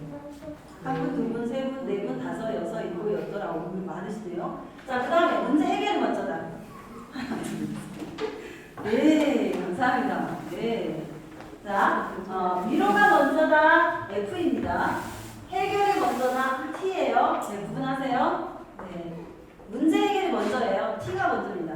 CCBB 따지고 상황 판단 따져서 이거는 A 플러스 B는 C야. 1 더하기는 3이어야 돼. 1인 경우는 없어 얘야. 자, T예요. 자, 그럼 F는 어떤 거예요? 그래서 그랬구나. 네 마음이 상했겠다. 그래서 그랬구나. 괜찮아. F예요. 자, 그럼 저는 T일까요? F일까요? F. 네, 저 F예요. 언니 저 F예요. 네, 진짜. F는 단점이 뭐예요? 잘 삐져. T는 잘 안 삐져요. 삐져도 티 안 내. F는 티나. 쟤 삐졌구나. 금방 티나. 말 안 해버려. 인상이 달라져 버려요. 밥도 안 차려도 삐졌는데 뭐. 여행은 패키지가 좋아요? 자유여행이 좋아요? 자, 패키지가 좋다. 나는 패키지를 해야 여행을 한 것 같아. 오, 언니, 오. 야. 그 다음에, 자, 자유여행 좋아요. 자, 자유여행. 오, 이런 자유로운 여행들이 이렇게 많으세요? 네. 경향성에 대해서 여쭤보는 거예요. 자, 언니는 패키지로 가시는 것은 T예요? 아니, J예요? 결과 중심인데요. 이 언니는 그러면 일에 대한 책임감이 좀 있으실 개연성이 되게 높아요. 언니가 일하면 확실하죠. 그죠? 언니는 어디 가면 장을 맞죠. 그죠? 그 밑에 사람 좀 어려워하죠. 왜요? 뭔가 이거 해야 돼. 계획 세웠으면 어떡해요? 이 제이들은 다른 거 안 보여요. 이 일을 하다 보면 돈도 좀 많이 들 것 같고 사람도 필요하고 시간도 필요하고 조금 더 고민도 필요하고 누구의 어떤 피드백도 필요하고 P는 그렇게 하고 있죠. J는 어때요? 그래 알겠어. 다 알겠는데 일단 요것을 해야 돼. 그래서 J들은 되게 목표 중심, 결과 중심, 일 중심이기 때문에 결과가 빨리 나와요. 정확하게 나오는 편이에요. 예를 들어서 뭘 하나 하자라고 이야기를 꺼냈어요. P는 어때요? 내일 할 수도 있고 모레 할 수도 있고 내년에 할 수도 있어요. J는 어때요? 해야 돼요. Right now 해야 되고 만약 그게 지금 당장 안 된다. 불편해요. 이걸 해야 되는데 그래서 J하고 약속을 하잖아요. J는 분명해요. P하고 약속을 하잖아요. P하고 약속은 어떤 거냐면 우리 밥 한번 먹자 이런 거예요. J하고 약속을 하잖아요. 그러면 날짜, 시간, 요일, 장소가 나와야 돼요. 무슨 말인지 아시겠죠? 네, 그 차이예요. 자, 이해되셨죠? 자, 저는 J일까요? P일까요? J답니다. B인 것 같은데. P일 것 같아요. 왜? 몰라요. 언니 직관. 네, 저 P예요. 저는 서울을 가기로 했어요. 그러면 어떻게 생각을 하냐? 서울 가야지? 오늘 갈 수도 있고 내년에 갈 수도 있고 10년에 갈 수도 있어. 그런데 서울을 가야 되시면 서울 가는 방법이 자가용으로만 가는 방법이 있는 건 아니에요. 기차도 있고 KTX도 있고 그죠? 걸어가면 어때? 서울을 가기는 갈 거야. 근데 미국을 들렸다 갈 수도 있어요. 네, 그게 P예요. 이게 어떻게 다를까요? 자, 여러분이 이제 아까 지금 정리를 하셨습니다. 좀 봐보세요. 자, ISTJ 나오신 분 누구세요? ISTJ. 보세요. ISTJ 나오신 분 여기에는 없으실 것 같고요. ISTJ 없으실 것 같고요. I가 내향성에다가 S가 감각형에다가 T가 사고형에다가 J가 판단, 일 중심이라고 했잖아요. 그러다 보니까 ISTJ는 조용하게 말없이 일만 열심히 하는 사람. 조용하게 말없이 일을 열심히 하는 사람이에요. 네. 그래서 목표 중심적으로 이걸 빨리 끝내놓기 위해서 그러다 보니까 옆에 사람이 보기에는 어때요? 약간 답답하고 네, 그럴 수도 있어요. 그러나 어쨌든 이 사람을 소금형이라고 하는 이유는 뭐예요? 그래도 이 사람들이 말없이 움직여주기 때문에 조직에서 일이라는 게 되기 때문에 그래요. 만약에 예를 들어서 여기 한번 봅시다. 여기서 ENFP를 한번 볼까요? ENFP하고 ISTJ하고 정반대잖아요, 지금 그죠? ENFP는 뭐예요? E가 외향성이에요. N이 직관이에요. F가 감정형이에요. P가 뭐예요? 결과 중심이 아니잖아요. 우리가 여기서 봤던 것처럼 인식 과정 중심이라고 했죠. 자, J는 결과 중심이고요. P는 과정 중심이라고 했어요. 자, 얼른 찍으시고요. 언니가 카메라를 드셔서 제가 잠깐 감사합니다. 네, 그래서 ENFP는 지금 이게 과정 중심이라고 했는데 서울 가는데 어때요? 부산으로 돌아가도 되고 미국으로 돌아가도 되고 파리를 거쳤다가도 되는 거예요. 서울 갈 때. 근데 그게 P예요. 전혀 지금 성격이 달라요. 어떨까요? 만나면? 좋을까요? 어떨까요? 잘 살까요? 잘 살 수도 있겠죠, 당연히. 근데 어찌됐든 성격으로 보면 정반대라는 것을 우리가 인식할 수 있겠죠. 아, 이게 다르구나. 자, 여러분 옆에 지금 날마다 한 입을 덮고 사시는 분 있잖아요. 한 입을 덮고 사는 분하고 생각을 해보세요. 네, 이렇게 어디 가서 제가 강의를 하면서 이렇게 물어봤더니 어떤 분이 그렇게 말씀하세요. 그래도 같은 침대 안 쓰는데요. 네, 그럴 수도 있죠. 그럴 수도 있어요. 어쨌든 그러면 오랫동안 한 침대를 썼던 분이라고 이야기를 한번 해볼게요. 오랫동안 한 침대를 썼던 그분은 그분과 나는 어떤 것 같나요? 여러분은 어떤 것 같나요? 이게 맞았던 것 같나요? 어떤 게 달랐던 것 같나요? 제가 말씀드리고 싶은 거는 틀렸다를 이야기하는 거 아닌 거 아시죠? 다르다는 것을 제일 말하고 싶은 거예요. 다른 거예요. 아, 그래서 그랬구나. 그래서 그랬구나. 우리가 알아야 될 것은 틀린 거는 없습니다. 저희 남편은 ENFP입니다. ENFP예요. 네. 어디로 튈지 모르는 탁구공 같은 존재인데요. 그걸 그대로 저희 딸이 닮았어요. 저희 딸 ENFP. 미쳐버리겠어요, 제가. 네. 안 치워요. 안 치워. 안 치우는데 뭐라고 말하냐? 이거 더러워요. 이거 왜 안 치워? 그래서 왜 이렇게 더럽지? 이렇게 말하는 거예요. 눈에 본 대로 느낀 대로 눈에 본 이렇게 다 이야기를 하는데 제가 처음에는 진짜 지금은 이해합니다. 네, 성격이 다른 거예요. 너무 다른 거죠. 네.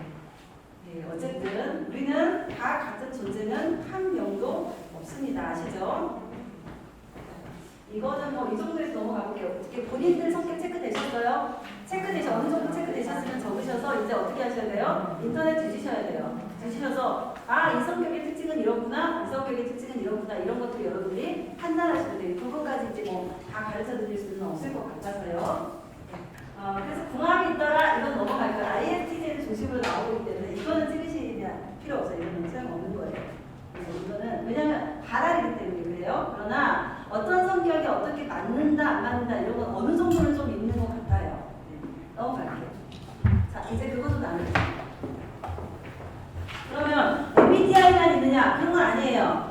제가 두 시간을 재밌게 놀려고 결국은 다 가져왔습니다. 자, 이제부터 진짜 랩 테스트를 하겠습니다. 자, 이거는 여러분이 테스트를 일단 해보시고요. 집에 가셔서 어떻게 해야 돼요? 한 입을 덮고 주무시는 그분한테 꼭 말씀을 해야 돼요. 그렇죠? 자, 그 다음에 한 입을 덮고 주무시는 그분도 같이 테스트를 해보셔야 돼요. 이게 되게 중요합니다. 자, 지금부터 체크를 좀 하겠습니다. 어떻게 해요? 잠깐만 볼게요. 5가지 사랑의 언어 타입별 테스트라고 나와 있잖아요. 이쪽 읽어보시고요. 1번이 지금 2개예요. 나는 상대로부터 인정받는 말 듣는 것을 좋아한다. 나는 상대가 안아주는 것을 좋아한다. 이게 1번이에요. 둘 중에 하나 체크하세요. 아셨죠? 둘 중에 하나. 2번도 둘 중에 하나 체크, 3번도 둘 중에 하나 체크하시는 거예요. 체크, 둘 중에 하나 무조건 체크하셔서 A가 몇 개, B가 몇 개, C가 몇 개, 요거 지금 구분하는 거니까 지금부터 얼른 해보세요. 생각하지 마세요. 지금 딱 느껴지는 것으로 하세요. 그 다음에 원래 내가, 그러니까 뭐랄까 사회적인 나, 가면을 쓰는 나가 아니라 아시겠죠? 원래 나로 돌아가서 체크하셔야 돼요.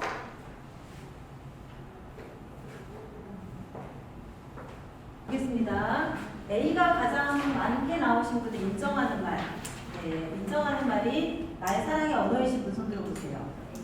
A. 네, A 인정하는 말. 네, 뭔 말인지 알겠죠? 미안해, 고마워, 정말 잘하는구나. 마음을 담아서 해주셔야 돼요, 이분들한테. 선물 이런 거 있잖아요.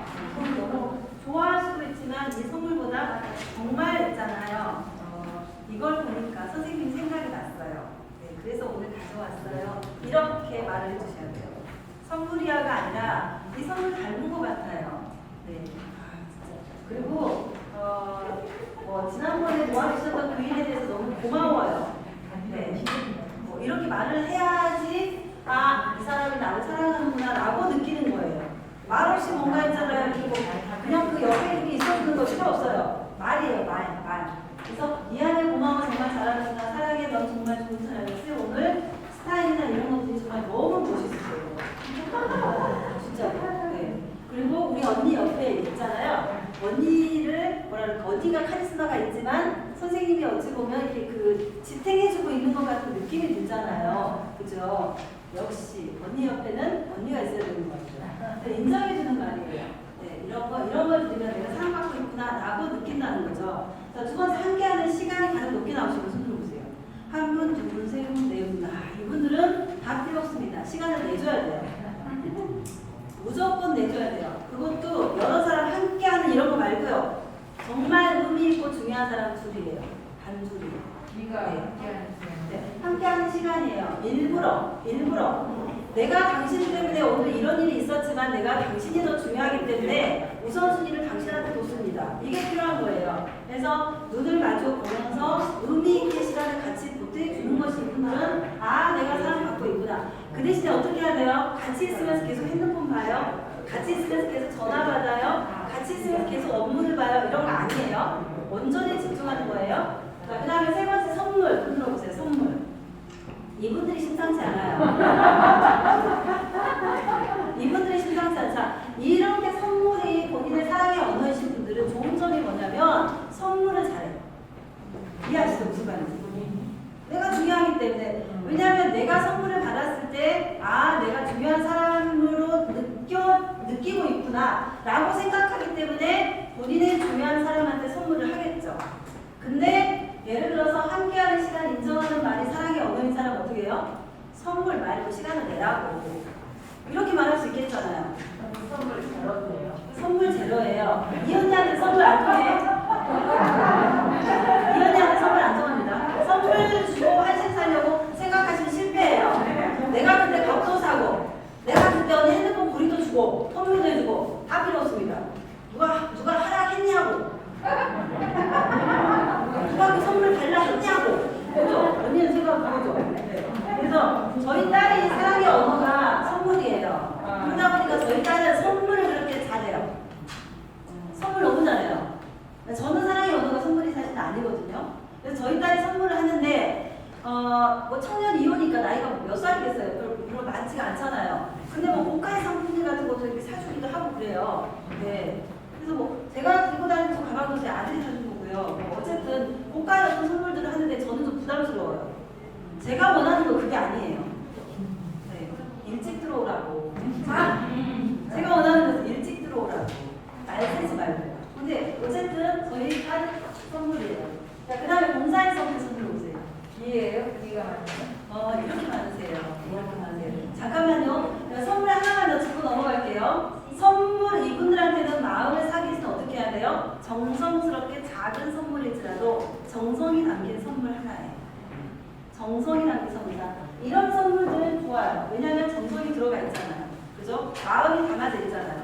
여기다가 편지 하나 써서 드리면 이분은 어떻게 해요? 이분이 나를 중요하게 생각하는구나 라고 느끼겠죠. 그죠? 그래서 내가 마음을 얻고 싶은 상대의 사랑의 언어가 무엇인지 아는 거는 진짜 사회생활 잘하는 것은 팁이에요.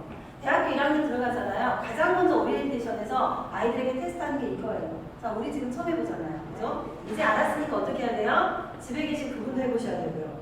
자, 그죠? 아침에 나갔다 저녁에 가끔 안 들어오시는 청년 집에 이용 이유한테도 해보셔야 되는 거죠. 그죠? 무슨 말인지 아시겠죠? 자, 봉사활동 다시 한번 손 들어보세요. 봉사활동 며칠 많았습니다. 이분들은 어떻게 해야 돼요? 네, 이분들에게는 어떻게 해야 돼요? 일부러 시간을 내서 무엇이 필요하십니까? 제가 무엇을 도와드릴까요?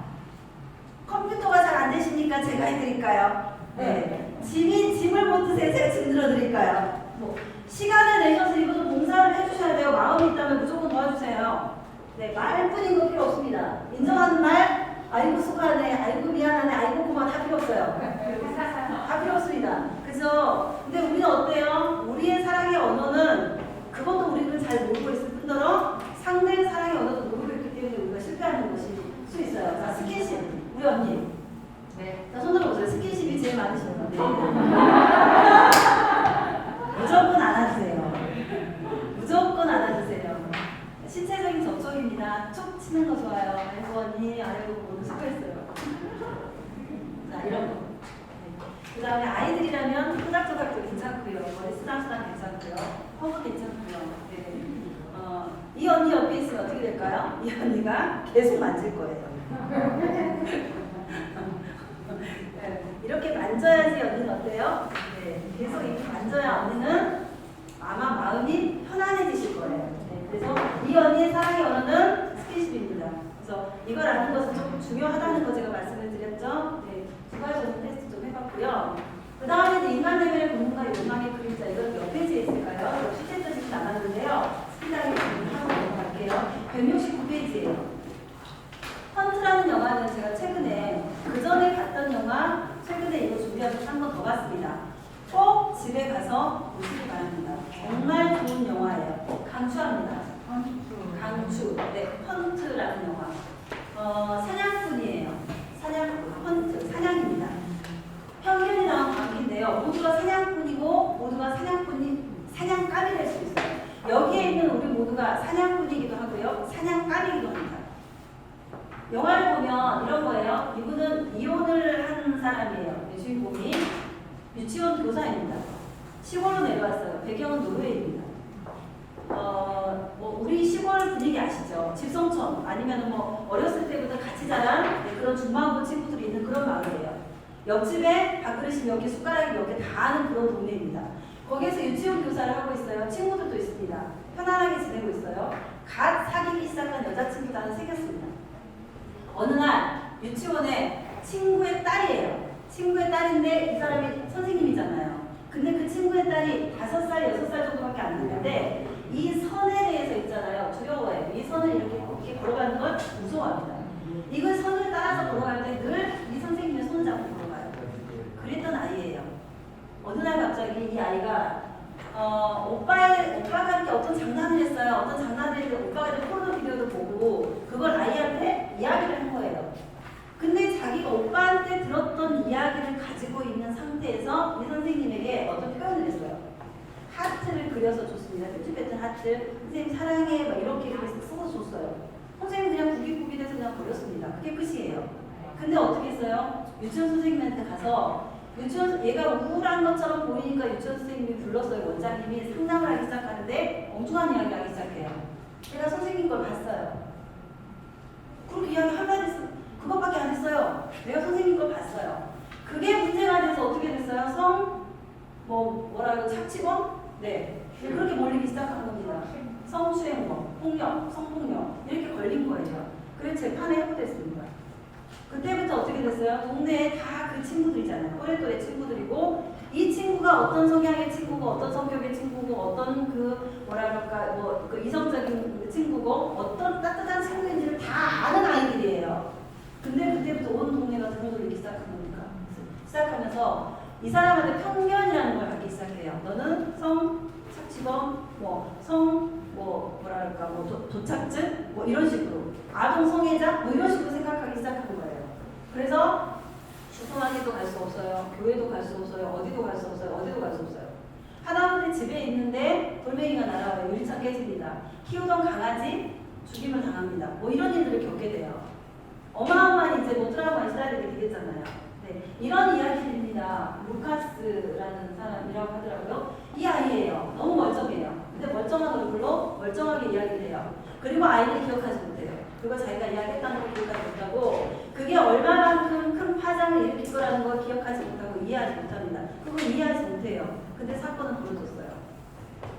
이런 일이 있을 수 있어요. 자, 우리 이렇게 생각해요. 내 판단 제목은 옳아요. 단 내가 기분 좋을 때만.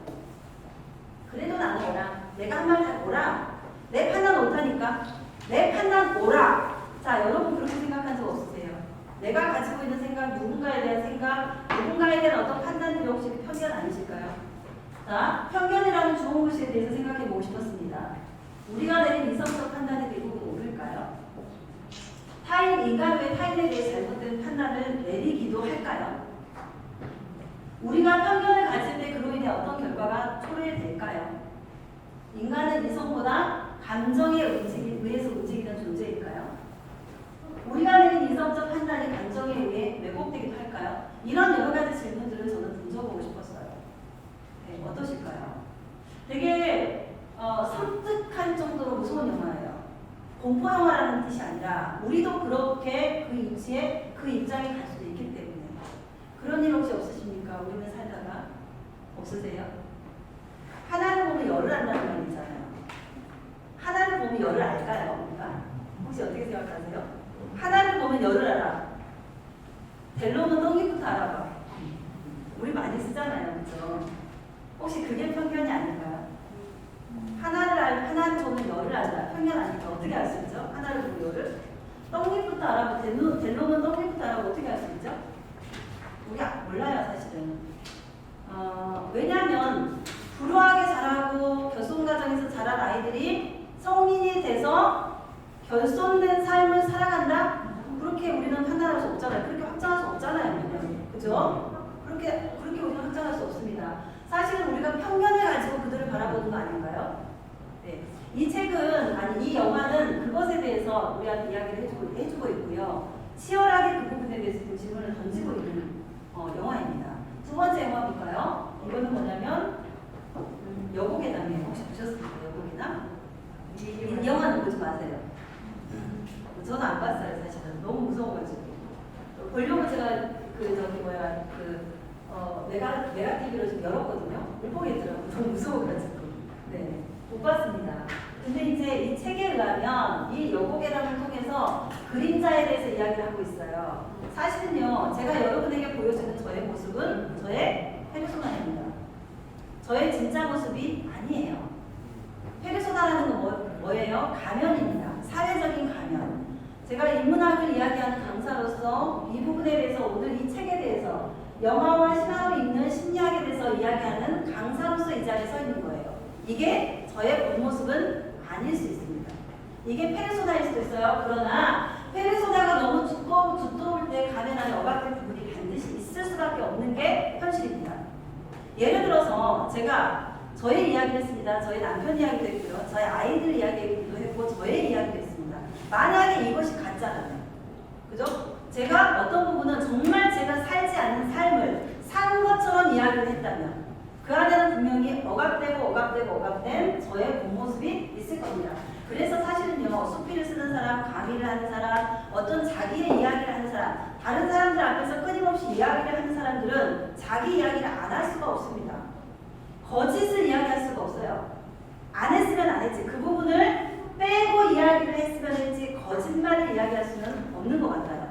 네. 그래서 페르소나가 사실 너무 두꺼우면 가면 안에 억압된 부분이 있고 이것은 반드시 제가 좀 전에 앞서 이야기했었던 것처럼 지랄처럼 딱 그 어떤 시점에서 터져 나오게 돼 있다는 이야기죠. 네.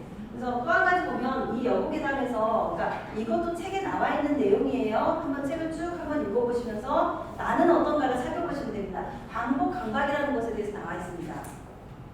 주인공이 죽었어요. 수년 전에 죽었습니다.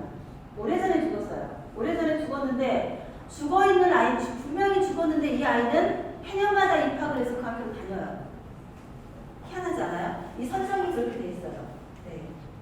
뭐냐면 굉장한 상처를 가지고 그때 당시에 왕따당하고 어쨌든 죽임을 당한 여학생입니다. 자기한테는 피하고 싶은 트라우마예요. 근데 해년마다 그 학교를 가서 다른 일은 다른 얼굴로 재입학을 해서 학교를 가고 이렇게 하는 거는 어떤 거냐면 상처를 주었던 상황을 다시 자기가 체험하는 거예요. 본능적으로 들어가는 겁니다. 그런 적 없으십니까? 공포스러워요. 공포스러워도 왜 보죠? 불편한데 그 과정을 나도 모르게 왜 찾아 들어가죠? 그 설정 가운데 내가 왜 들어가죠? 과거의 상처를 극복해보려는 무의식적인 의도가 이 영화에도 나와 있고 이 책에 그렇게 써져 있습니다. 그래서 이걸 반복 강박이라고 하는 겁니다. 네, 이런 개념들에 대해서 좀 설명 좀 해드렸고요. 그럼 이제 마지막 챕터 들어가겠습니다. 여기까지 달려왔어요. 저는 여기서 끝내도 되는데. 어디 끝낼까? 삶이란 태어나서 죽음에 이르는 여정입니다. 네, 여기까지 좀 훑어보고 이제 마무리를 할까 합니다. 영화 하나 이야기 또 할게요. 스틸라이프라는 영화가 있어요. 238페이지에 나와 있습니다. 책 얼른 펴보세요. 이 사람은 직업이 어떤 직업이냐면 고독사한 사람들 있죠. 고독사한 사람들만 찾아가서 장례를 치러주는 장례 지도사예요. 직업입니다. 하데스 유형의 사람이다 라고 나와 있는데 하데스 우리가 알잖아요. 그리스 로마 시대에 나오면 지옥신입니다. 네.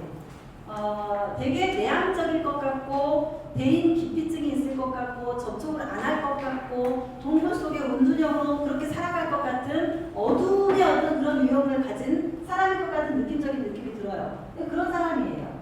근데 이 사람이 하는 일은 뭐냐면 아까 말씀드렸듯이 고독사한 사람들 장례 치러주는 일을 하는 겁니다. 그래서 스틸라이프 꼭 한번 봐보시고요. 죽음에 대해서 조금 이야기를 한번 해보고 싶었어요. 책에 어떻게 써져 있냐? 죽음이 고독하다고 죽은 이들의 삶이 초라했던 것은 아니다 라는 말이 나와 있어요. 다시 한번 말씀드려요. 그 사람의 죽음의 모습이 고독하다고 그 사람의 삶의 모습이 고독한 것은 아니다. 무슨 말인지 아시겠죠? 지금 우리가 이렇게 화려하게 살고 있어요. 좋은 집에서 좋은 사람들과 내가 좋은 일을 하고 내가 원하는 일을 하고 인정받고 존경받고 존중받으면서 내가 지금 삶을 살아갈 수 있어요. 여러분이 이 자리에 오셔서 인문학 강의를 들으신다는 것은 그렇다는 거거든요, 사실은. 저는 그렇게 믿는데, 자, 그랬다 그래서 우리의 삶이 마지막까지 그러면 이대로 갈 건가? 안 그럴 수도 있다는 거죠. 역으로 말해서, 예를 들어서 무이탁으로, 이런 식으로 돌아가시는 분들이 많이 있잖아요. 고독사 하시는 분들이 많잖아요. 인사에 고독사 엄청 많아요. 자, 그러신 분들이 살아온 삶이 그러면 고독했냐? 그렇지는 않았을 수도 있다는 이야기를 지금 하고 싶은 거예요. 자, 그래서 대한민국 고독사 보고서라는 게 있습니다. 2016년부터 2020년까지 서울시에서 발표한 자료인데요. 서울시 무용고사, 그 다음에 전국 무용고사 이렇게 봤어요. 자, 2020년에 쭉 올라가죠. 보이세요? 2019년하고 2020년 기준으로 확 올라가는 거 보이십니까? 생각보다 최근에 고독사가 많아요. 왜 그런지는 모르겠어요. 이렇게 숫자가 늘어났더라고요. 자, 그 다음에 보니까 호르몬노일 159만 명, 고독사 3년새 56% 증가. 이것이 수치가 뭘 의미하는 건지는 잘 모르겠지만 IMF의 영향일 수도 있겠고요. 어쨌든 고독사가 그만큼 우리 사회에 어떤 그냥 개인적인 어떤 문제로 그냥 이렇게 내버려 두기에는 심각할 정도로 지금 문제가 됐다라는 것을 지금 증명하는 수치입니다. 자, 그 다음에 가족들 시신 인수를 포기하는 것도 60% 이상이에요. 네, 고독사. 아까 우리가 봤던 이분은 어떤 일을 하시는 분이라고요? 이분은 이렇게 고독사한 분들을 죽음을 애도하면서 장례를 치러주는 장례 지도사다. 한번 봐보세요. 네. 자, 이렇게 보셨고요. 우리가 지금 이런 사회에서 보고 있습니다. 청년들도 되게 고독사가 늘어나고 있습니다. 보니까 이런 우리가 아까 봤죠. 고독사도 자살률도 되게 높아요. 네. 이것을 조사하면서 쭉 한번 찾아보니까 야, 생각보다 이 숫자가 많구나라는 것에 저도 깜짝 놀랐어요. 그리고 최근 들어서 그 수치가 확 올라간 것도 놀랄 일이었어요. 네. 그 이면에는 어떤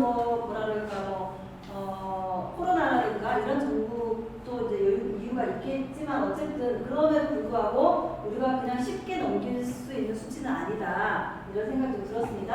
함께 생각해보고 싶은 이야기입니다. 자, 물어볼게요. 풀때 도와줄 사람 있으세요? 여기 끄덕끄덕 해주시고요. 아니시면 이렇게 해주세요. 이렇게 하면 해나겠다. 자, 가만히 계세요. 뭐 아플 때 도와줄 사람 있어요? 그럼 이렇게 하시고요. 아니면 가만히 계세요. 아셨죠? 네. 아플 때 도와줄 사람 있나요? 딱 3분 가만히 계셨어요. 돈이 필요할 때 빌려줄 사람 있나요? 많으시네요. 자, 우울할 때 대화를 나눠줄 사람 있나요? 네. 그럼 된 겁니다. 사회적 관계와 고립의 정도를 가늠할 수 있는 3가지 질문이었습니다. 여러분 어떠세요? 이 3개에 오케이라고 대답할 수 있으면 여러분 괜찮은 겁니다. 네. 저도 봤어요. 아플 때 도와줄 사람 있나요? 네. 돈이 필요할 때 빌려줄 사람 있나요? 우울할 때 대화를 나눠줄 사람 있나요? 네. 돈은? 근데 사실은 돈 문제가 좀 제일 크잖아요. 그죠? 돈 문제가 왜냐면 우리가 이렇게 빈곤이라는 것을 이야기를 했을 때 절대적 빈곤이 있고 상대적 빈곤이 있잖아요. 근데 상대적 빈곤으로 죽음을 선택하지는 않아요. 절대적 빈곤 때문에 죽음을 선택하는 겁니다. 대부분 사람들이요. 그러면 절대적 빈곤에 처해 있을 때 이렇게 할 수 있는 상대가 있어야 된다는 이야기예요. 그리고 누군가가 절대적 빈곤에 처했다는 것을 우리가 보고 그 사람을 도와줄 수 있는 그런 마음이 우리 안에도 준비가 되어야 된다는 것을 이야기를 하고 있는 거죠. 네. 자, 마지막 그 영화입니다. 페이지가 거꾸로 가는데 228페이지 벤자민 버튼의 시간은 거꾸로 간다. 자, 이 영화는 제가 강추를 하는데 별표 10개. 별표 10개. 무슨 말인지 아시겠죠? 꼭 다른 거 다 보지 않아도 이 영화는 꼭 보세요. 헌트 아까 제가 말씀드린 거 별표 5개. 이거는 별표 10개. 꼭 한번 가보세요. 어떤 아이가 태어나요? 굉장히 다정한 부부에게서 어떤 아이가 태어나는데 세상에 이 아이는 어떤 아이예요? 할아버지 어떻게 하셨어요, 언니? 봤어요? 네. 이렇게 수준이 높아요. 가면 이렇게 수준이 높아요. 80살 훨씬 넘은 쭈그렁쭈그렁 할아버지가 태어나셨어요. 네. 그래서 의사가 진단을 내렸죠. 얼마 못 살아요. 모든 몸의 기능들이 노화가 됐어요. 당장 죽어도 이상하지 않아요. 이런 아이가 태어나는 거예요. 늙은이가 태어나는 겁니다. 네. 그래서 이 아이는 어떻게 돼요? 부모가 버려버려요. 너무 징그러우니까. 엄마는 이 아이를 낳다가 죽었고요. 아버지가 이 아이를 버리죠. 그래서 흑인 여자가 이 아이를 데려다가 키웁니다. 아이를 못 낳는 여자가 키우는데 희한한 얘기는 뭐냐면 이 아이가 88살인가로 태어났어요. 네, 죽을 때는 영상이 죽어요. 네, 그래서 어떻게 해요? 계속 젊어지는 거예요. 세상에. 88살이 막 태어나서 걸음마 떼는 애는 뭐죠? 이렇게 지팡이 짚고 이렇게 걸어갔거든요. 이렇게 했는데 나중에는 청년처럼 이렇게 벌떡 서서 어떻게 해요? 등짐도 지고 일도 하고 이럽니다. 그러다가 어떤 여자아이를 만나죠. 이 아이가 어른이 되는 시점, 이 할아버지가 청년이 되는 시점에 둘이 만나요. 연애를 해요. 결국 결혼하죠. 아이를 낳습니다. 근데 둘이 못 살아요. 왜냐면 이 남자는 알아요. 벤자민은 내가 점점 젊어져서 아이가 돼서 죽을 거라는 거. 그러면 사랑하는 이 여자가 아이를 둘을 키워야 된다는 걸 알아요. 내가 아빠 역할을 할 수 없다는 걸 알아요. 근데 떠나죠. 떠나요. 떠나는데 어느 날 어떤 시청 공무원한테 전화가 와요. 어떤 아이를 발견했다. 근데 그 아이 가방 속에 당신 주소가 있더라. 가서 봤더니 청소년이에요. 14살, 12살인가? 알아보지 못합니다. 이 여자를 알아보지 못해요. 이제 생각을 잃어가는 거예요. 왜냐면 이 머릿속은 이미 노화가 되고 있었기 때문에 몸은 젊어지고 어려지지만 생각은 노화가 되고 있었기 때문에 그렇게 이제 죽어가는 거죠. 그래서 나중에 이제 몇 년은 자기가 키워요. 이 아이를 같이 데리고 삽니다. 그래서 아이가 계속 어려지더니 갓난아이가 돼서 마지막에는 자기 아내의 품에서 아내와 눈을 마주치면서 이 아이는 죽어가요. 이게 벤자민 버튼의 시간은 거꾸로 간다예요. 네. 늙어서 죽으나, 젊어서 어려져서 죽으나, 죽음은 또 마찬가지예요. 자, 우리는 태어났습니다. 우리는 살아가고 있고요. 우리의 인생의 어느 시점들을 지금 지나고 있습니다. 여러분의 시간을 하루로 따져서 지금 몇 시를 지나고 있나요? 12시. 저 언니가 내가 27살이라고 그랬으니까 저는 10시, 그죠? 오전 한 10시 정도 지나고 있는 것 같아요. 맞죠, 언니? 맞는데. 동의를 안 하잖아요. 어쨌든, 그래서 완벽한 사람은 없어요. 완벽한 시간도 없습니다. 완벽한 관계도 없습니다. 우리의 시간은 유한하고요. 흘려갈 겁니다. 배짱이 버티는 시간 거꾸로 가면 결국은 이 영화를 통해서 우리에게 전해주는 메시지는 뭐예요? 결국 인간은 죽는다는 거예요. 그러면 우리가 죽음이라는 시간을 향해서 가고 있는 우리의 인생의 이 길에서 마지막에 우리가 성취를 해야 되는 것이 무엇일까? 라는 것을 이 영화는 우리에게 치열하게 질문을 하고 있는 거예요. 자, 여러분은 지금 인생의 몇 시를 지나고 계십니까? 오후 6시, 오후 4시, 아니면 12시? 어느 시간을 지나고 있던 시간에 밤 12시가 되면 우리는 죽을 거예요. 그러면 그 죽음 직전에서 자신의 인생을 돌아보면서 아, 이만하면 잘 살았다, 이만하면 후회 없다 라고 말할 그게 무엇입니까? 여러분은 어떤 인생을 살아서 어떤 삶을 내 인생을 통합이라고 표현을 해요. 이것도 하고 저것도 했지만 결국은 내 인생이 완성됐다 또는 통합됐다. 무엇을 통해서? 여러분 그게 무엇일까요? 이 영화는 그걸 지금 물어보고 있어요. 그래서 인생에서 가장 큰 상실은 무엇일까? 생각해 볼 거는 존재가 소멸하는 자신의 죽음일까요? 가장 사랑하는 사람을 잃는 걸까요? 상실은 인생의 한 부분일까요? 그렇지 않을까요? 어느 날 예기치 못한 상실이 찾아온다면 어떻게 할까요? 이런 것들. 자, 마지막으로 어떻게 해야 상실을 극복하고 내게 주어진 삶이라는 미션을 우리는 수행할 수 있을까요? 꼭 이 영화를 좀 보시기를 바라겠습니다. 이거 넘어갑니다. 그래서 우리는 어떻게 보면 이건 에릭슨이에요. 에릭슨이 심리사에서 발달 과정을 8단계로 좀 구분을 해놨고요. 이거 우리는 좀 지났을 겁니다. 그러면 우리 아이들은 지금 어디를 지나고 있는지를 보세요. 우리 아이들은 1단계인가요? 2단계인가요? 3단계인가요? 이 단계에서 우리가 인생에 거쳐가야 될 단계마다 어떤 목표, 미션이라는 게 있다는 거예요. 그 미션을 성취를 했을 때는 어떻고 성취를 못했을 때는 어떤 결핍이 나타나는가. 이걸 지금 말해주는 게 심리사회적 활각이고요. 지금 우리는 어디예요? 거의 지금 7단계 와 있어요. 성인기. 생산성 아니면 침체기예요. 그러면 일이나 타인, 자녀와 상호관계가 원만하게 이루어지고 있는가? 생산적인 삶을 살고자 하는 욕구, 뭐 이런 것들이 있는가? 뭐 이런 것들이 있으면 어때요? 여기에서 생산성으로 가는 거고요. 내가 사회적으로 어떤 성취라든가 뭐 이런 것들이 조금 정체가 됐다, 답보 상태다, 뭐 자녀들하고 관계가 조금 그렇지 않다. 이런 상태가 어떤 거예요? 침체라는 거예요. 어떤 단계로 지금 나아가고 있습니까? 마지막 8단계에서는 통합 아니면 절망입니다. 이런 것들을 온전히 이루고 내 삶에 만족하냐? 그건 통합입니다. 아니야, 나는 헛살아서 잘못 살아서 이런 생각이 드시면 절망인 거예요. 네. 그래서 어떤 삶을 완성하고 싶으십니까? 네. 여기까지가 지금 제가 나눠보고 싶었던 이야기였습니다. 네. 자, 저희 아파트입니다. 우리는 어떤 인생을 살아야 할까요? 어떻게 살아야 후회 없는 인생일까요? 그리고 어떻게 살아야 가장 나다운 삶일까요? 어떻게 살아야 가장 행복한 삶일까요? 이 힘든 시간에 오셔서 2시간 저희 이야기를 들어주셨어요. 어떤 것을 가슴에 남고 가십니까? 여러분이 가지고 계신 오늘 받으셨던 책에 다 잊어버려도 요거 하나는 기억해야지 라는 걸 한번 기록 한번 해보세요. 맨 앞에든 맨 뒤에 여러분이 사인을 한번 해보시라는 이야기예요. 이 책을 나에게 선물하세요. 여러분 자신에게 선물을 해주시고요. 어떤 것을 기록을 해서 끝까지 남기고 싶으십니까? 그걸 기록을 하셔서 본인한테 선물로 주세요. 마지막으로 준비한 영상입니다. 그냥 위로를 드리고 싶었어요. 이 책